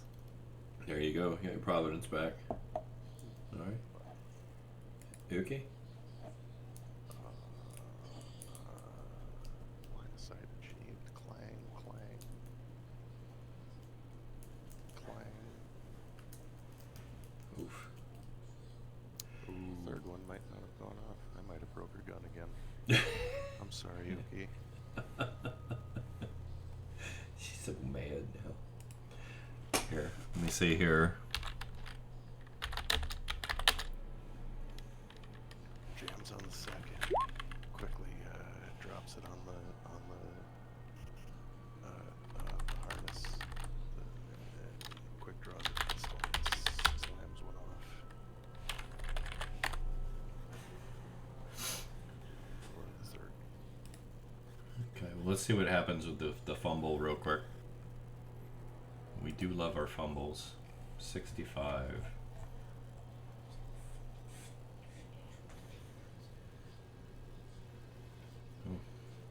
Target may reroll 1s and 2s on damage for their next successful attack. Alright, we'll go with that. However, it doesn't matter now that I look. Even with the resistance to the damage, you have managed to tear through it enough to destroy the poor woman who is desperately looking for her husband. An 8. With the damage you did? They do not have a lot of HP. No. They are dead after all. They are very. I'm sorry. Well, I should also point out you're not killing them. Yeah, they will come back. You're temporarily moving them away. If this could banish a spirit from Cairn, the situation would be much simpler around here. Although it'd be kind of a dark thing if you think about it. It would be very That's very dark. true. Yes. I'm killing spirits. They can never get any respite. Like, whenever the realm opens back up, they're just lost into the void forever. Forever. Yes. Into the ether. Alright, so, you know, it kind of, but why? Drifts down and disappears. So, listener, where you're standing, next to this dilapidated, crumbling old building, you're looking in through the doorways and windows. They're wide open, and it's just eerily dark inside. It's the first time you've really been close to one of the structures, at least this close. There's no movement coming from inside. There's a thick layer of what seems to be mist just kind of rolling around the floor. Everyone come to me. I have a suspicion, but I do not wish to surprise you with my attempt this time.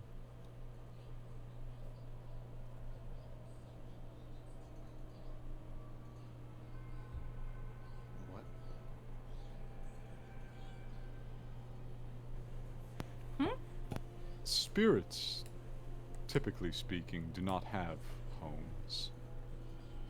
Only places that they died. What then might this place correspond to? A memory. Or, perhaps, a real building that one or another has chosen to haunt.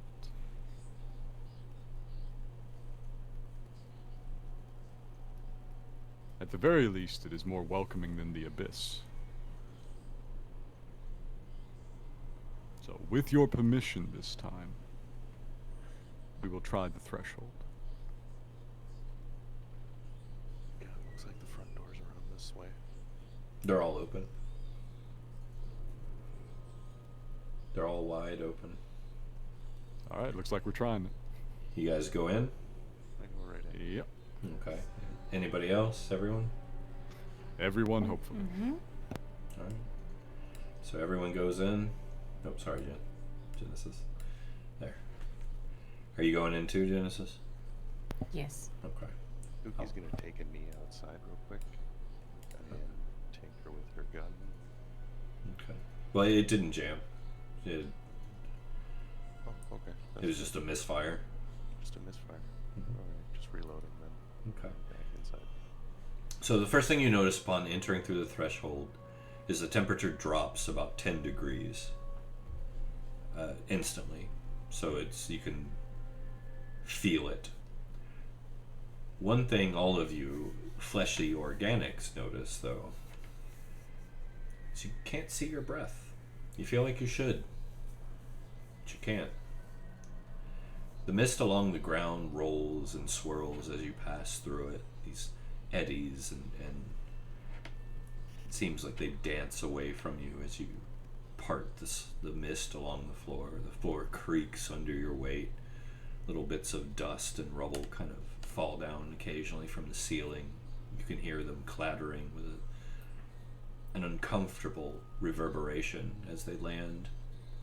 You see no movement inside. There's no furniture. It's completely bare within the rather large, at one time maybe even stately structure.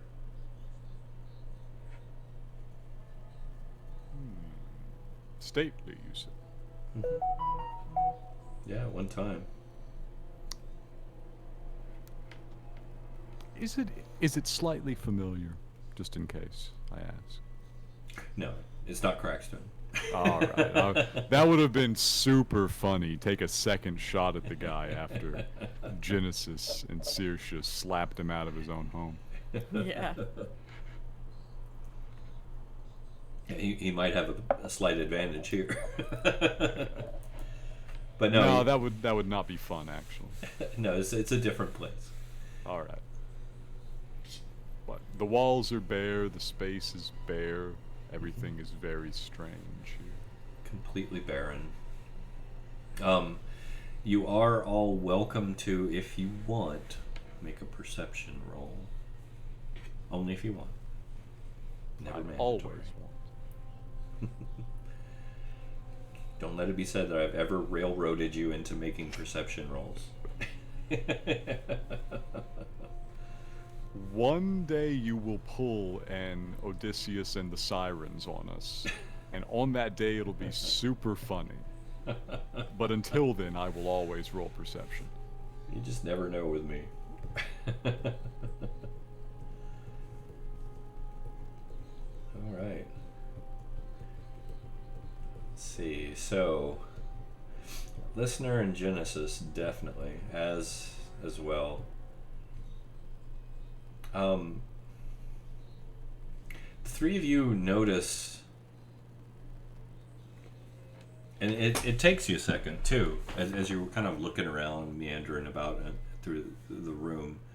The three of you notice as you look around at your companions that they all seem to look very tired, very weary. Their cheeks kind of sunken, eyes, dark circles around them. Even their movements seem a little slowed. Oh my god. Yeah.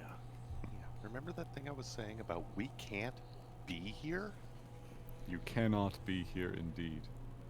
Especially in this room. Be here. Let's see if it'll let us leave, or if I'm going to have to knock down a door on the way out. Are you trying to leave? Yes, I'm going to try to leave. There appears to be some type of invisible barrier stopping you from exiting the threshold.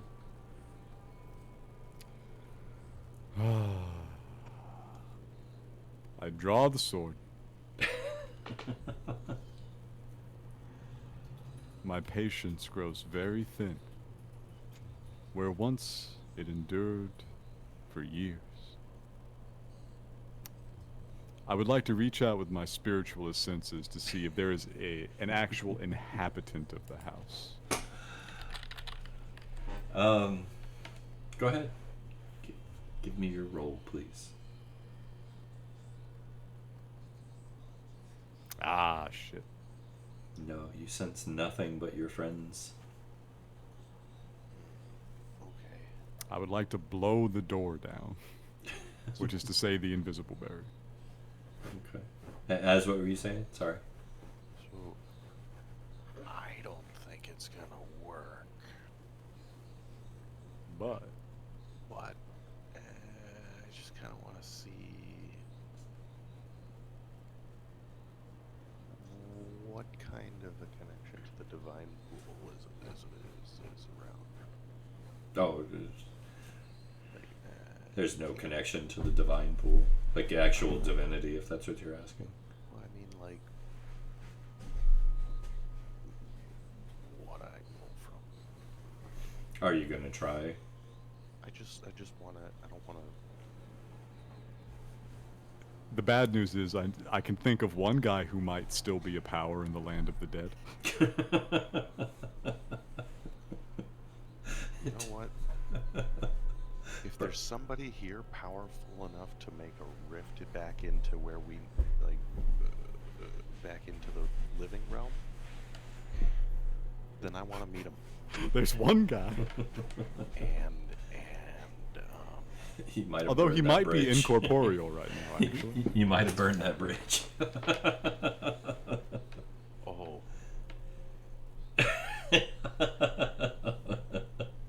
If there was anybody else here, that's the dude. dude, uh-oh. That's awesome. Shit, man, I kind of want to know, though. I want to see it. Try it. Do you want to make a poll? No, I just kind of want to, like, yes, yeah. Mm-hmm. Okay. I Do- want to see what's around, if anything. But do me a favor, make a... Goodness. Oh, that's just a D8. So first off, do me a favor.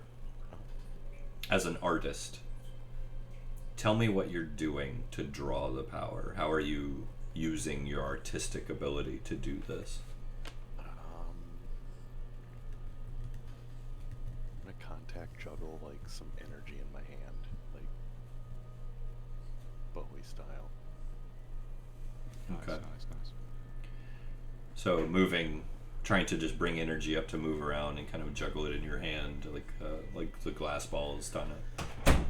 Okay, so you're doing like physical art. Okay.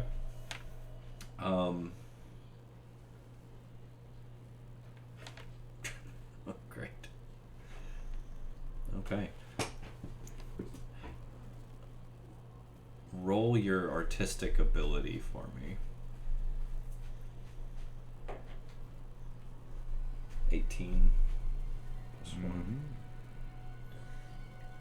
Okay. Okay. So, Az begins to do this.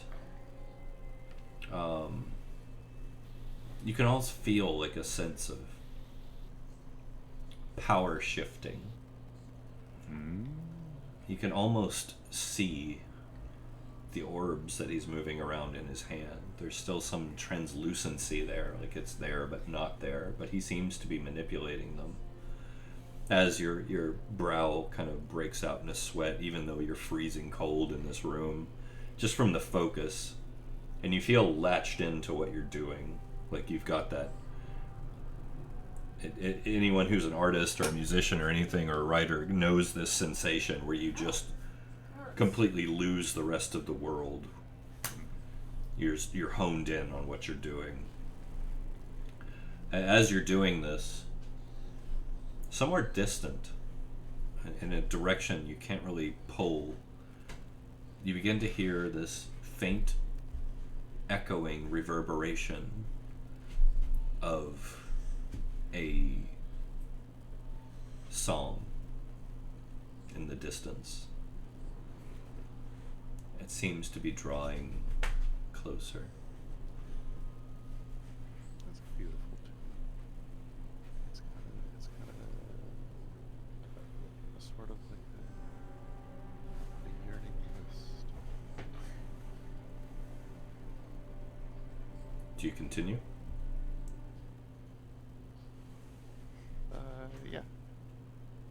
Anyone else doing anything? I am unfamiliar, or rather, listener is unfamiliar with the power I think he's summoning here. I'll give him a moment, I guess, to pull this one before I do the thing I was going to do. Saoirse? Saoirse is just so wiped and just wants to get out of here. She's like emotionally as well as physically exhausted, so she's just watching. All right. So Saoirse, give me a little bit of perception. Okay.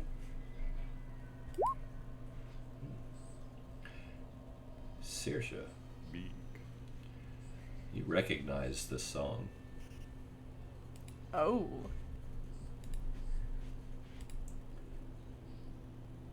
Oh my god. Oh my god. Shit. She'll inhale like sharply and go, It's Queen Bridget's song. What do you mean? Oh, you mean the thing I've been humming? no. And she'll like watch wide-eyed as continues, I guess. You hear it too? Saoirse nods.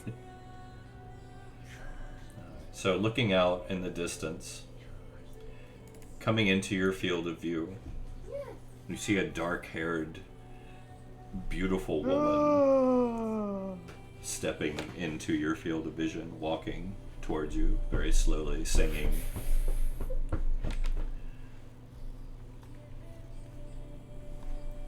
At this, Saoirse is going to get down on one knee and bow her head in the deepest reverence possible. Because, like, she has never seen her, but She's a I little, think little she famous. knows who this is. She's a little famous. Yeah. Just a little. Okay. So she stops short of the threshold. Kind of, you see her ghostly features kind of look across each of you. Az, are you still focusing on your energy and power? Yeah, I'm still twirling. Constantly juggling these little orbs. All right. So as you do, and Maybe not pulling additional power for them, but yeah. Still juggling them. They hang out for a moment. Okay. As you do, she stops short of the threshold, kind of looks you each over a little bit, and smiles gently, eyes kind of lingering on Saoirse a moment longer than the others. No.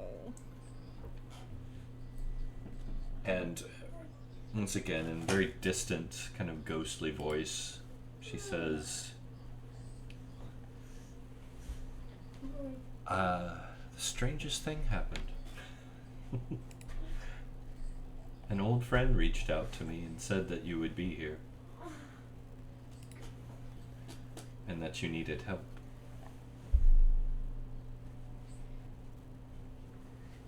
I'm assuming this is true. Saoirse raises up her head and says, We do need help, but what old friend, Your Majesty? Leoden Zavala.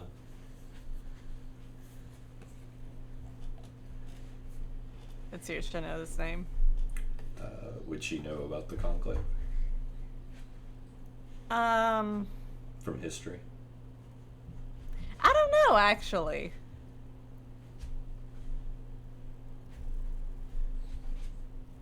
Because I'll leave it up to you. I won't. For story reasons. If you do, you do. If you don't, you don't. But it's entirely up to you. I'll say her parents have mentioned it in passing, telling of the history of Shawnekeesians. Okay. So I'll say passive familiarity. That works. Okay. So yeah, you'd recognize the name as the supposed long dead headmistress of the conclave. And as she's standing there talking to you, as the orbs in your hand, they come into light, this faint ghostly energy, almost as if they're made of spiritual essence in themselves, spinning around in your hand, floating just above the surface of your skin, directed just by your will alone. But yeah, she says, so I assume you're the ones in need of help? So she'll just nod vigorously. Yes, yes, indeed, we're trapped in here. We're Fair living. lady, I was about to knock this door down, but if you wish to save the effort, I would greatly appreciate it. We're living creatures. We're not even supposed to be in this realm at all. I wouldn't worry. We all end up here eventually, but for you, well, I think you're right where you're supposed to be. Not so much in the house, but in the place. I will say this, you've gotten yourself into quite a dilemma. In this place, portals don't work like they do up top. Doors and windows are one way.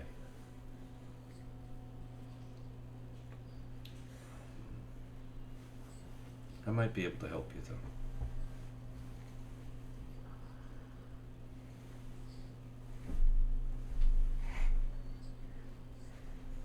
Look over at Az. This is his business. At what cost? What would you demand in return for said favor? Me? No. I'm afraid I'm just as trapped here as you are. Sadly.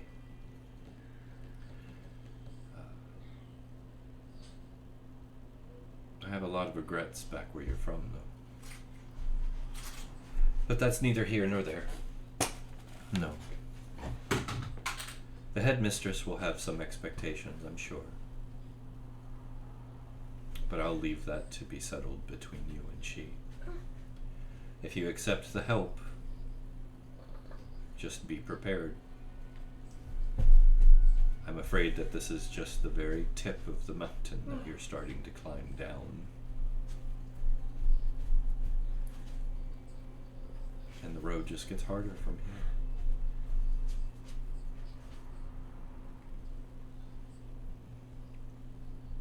There is another option. That option is always there. Well, if you stay in there, you'll be joining us here regardless, just a little more permanently. From what I've been led to believe, though, it's painless. Not quite yet, I think. There are still things to be done. Your Majesty, Lives to live. we're trying to follow the somnambulist prophecy. We need to get out of here. Oh yes, no, I know the path you walk, my dear. It's not an easy one. But it's good to see you following Bodhi's will. It's good to see my people haven't forgotten. So be it then.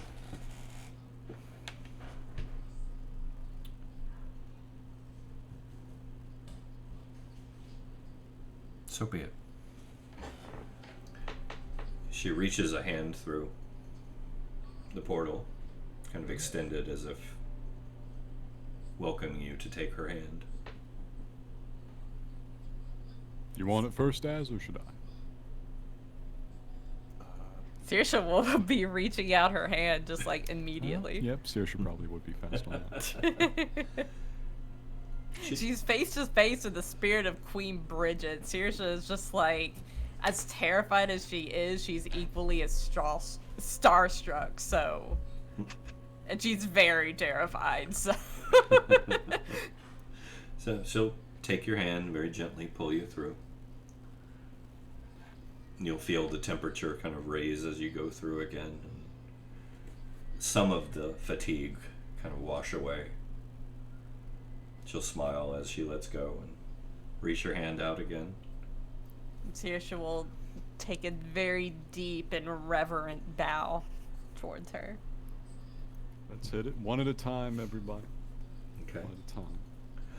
Is everyone accepting the hand? I should say, is anyone not accepting the hand? Last, I guess, after everyone's through. Genesis, you going? Yes. Okay. So one by one, she helps you out. As you step out, and it's almost like a perspective shift rather than movement or a change of time. But as you let go and turn around, you see her standing inside the house, hands clasped in front of her, smiling at you sadly.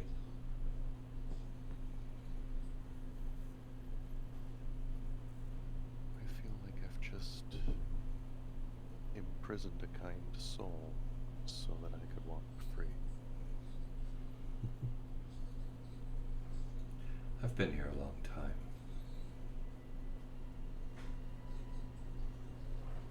Just Of you in life.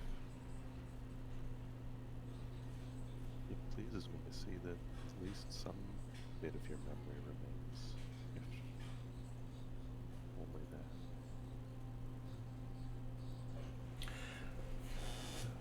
I'm happy that I could assist you. My queen was always fond of your works. And I was always fond of your queen. Aside from the blockade, but I've come to understand that wasn't entirely her fault either. I was sent to investigate, but never quite made it. All things happen as they are meant to. Just promise me two things. This is kind of addressed at all of you. One, that you will continue Bodhi's quest to its bitter end, whatever that may be. That is my intention, and that was always my intention. Two, if you ever get the chance, my daughter is still up there, one of them, Phoebe. Will you send her my love? Of course. Good. In that case, here I will remain. I float one of the orbs Mm-hmm.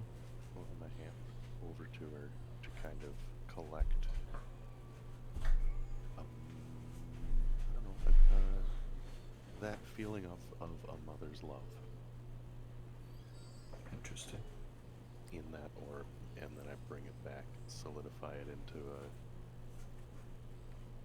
a gem, like a nice baseball-sized like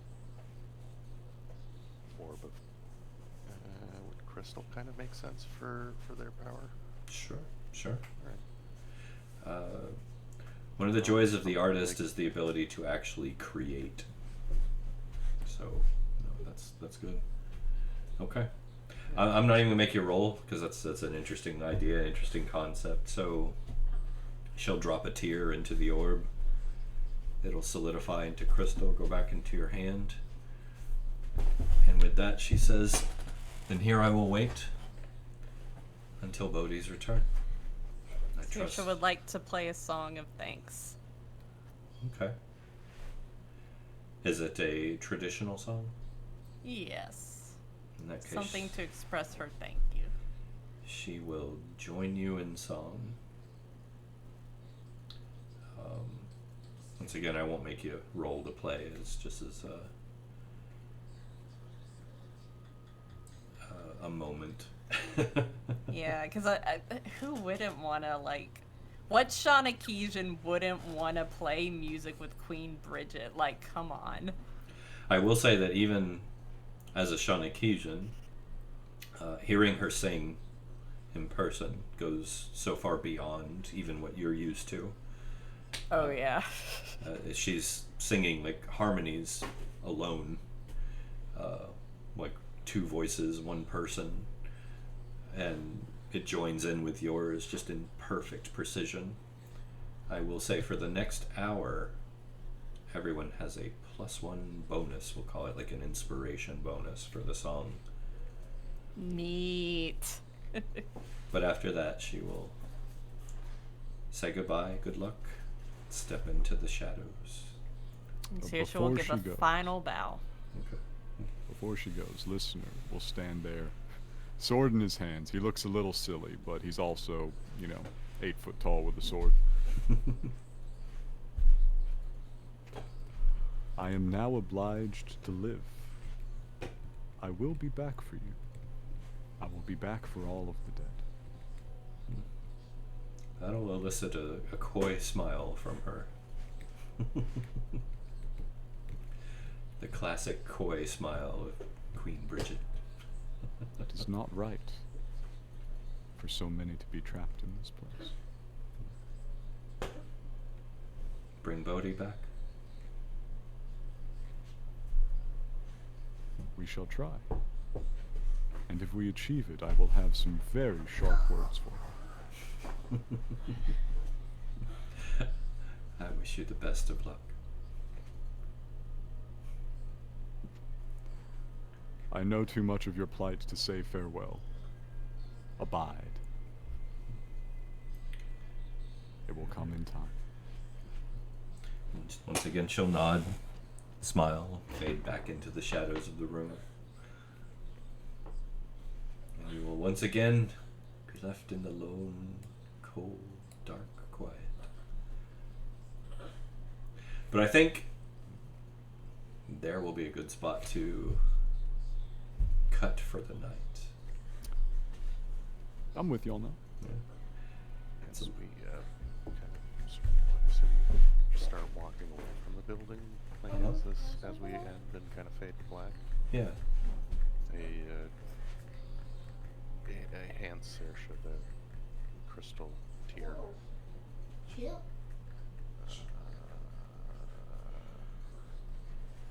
with a mother's love. Okay. To get this to who needs it. I entrust you with this quest, Saoirse. If I ever encounter Phoebe, I will ensure that she gets it. And Saoirse will take a piece of her cloth, like rip off a piece of her clothing if she has to, and then just like, carefully wrap the crystal and put it somewhere safe. Okay. Just make sure you keep it on your character sheet. I'm sure you will. Yep. But yeah, we'll call it there. I hope this was as interesting as I intended it to be. This is uncharted territory, kind of a whole new addition to the world of Cairne. We out here really doing stuff. In the spirit realm. I will say that you're basically on an alternative path to the domes. That's what I figured. So, if there's going to be a black gate anywhere guaranteed, it'll be the domes. Remember, all those people died all at once. Yep. So Damn it, we had a They're path dead? from Shaw laid out for us on the surface, and we had to go stepping into some goddamn spirit realm. Listener he's learning, he's experiencing character growth. yeah, I think everybody is in some way in here. We've discovered that Genesis does not like having her shoulders grabbed. We got a bubble. By an incorporeal being that's like, where's my ring? Where's my ring? I don't like being invaded. That's fair. That's completely fair. But yeah, once again, we'll be back next weekend with continuation of Sigil Confidential. Star Wars this Friday? Star Wars was this Friday. Was this? Oh, so Was supposed to be.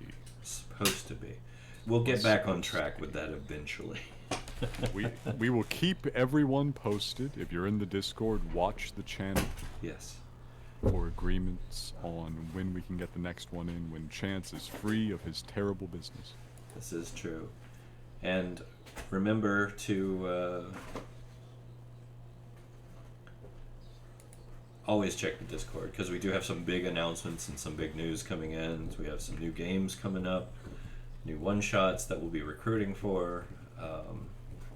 All kinds of fun stuff is about to go down. Good news coming on the good news choo-choo train. So definitely stay tuned for that. And I think I will go to the ending screen and then we'll raid my friend Bandio again. There you go. Because I think he's on. I don't see anyone else. But yes, I hope to see you guys very soon. I hope tonight was fun. And be nice to Bandio when you see him. Okay, I gotta remember how to do this. /radio channel name. Yeah, I'm terrible at this. But yeah, we will see you guys. Stay tuned. Goodbye. Good night, everyone.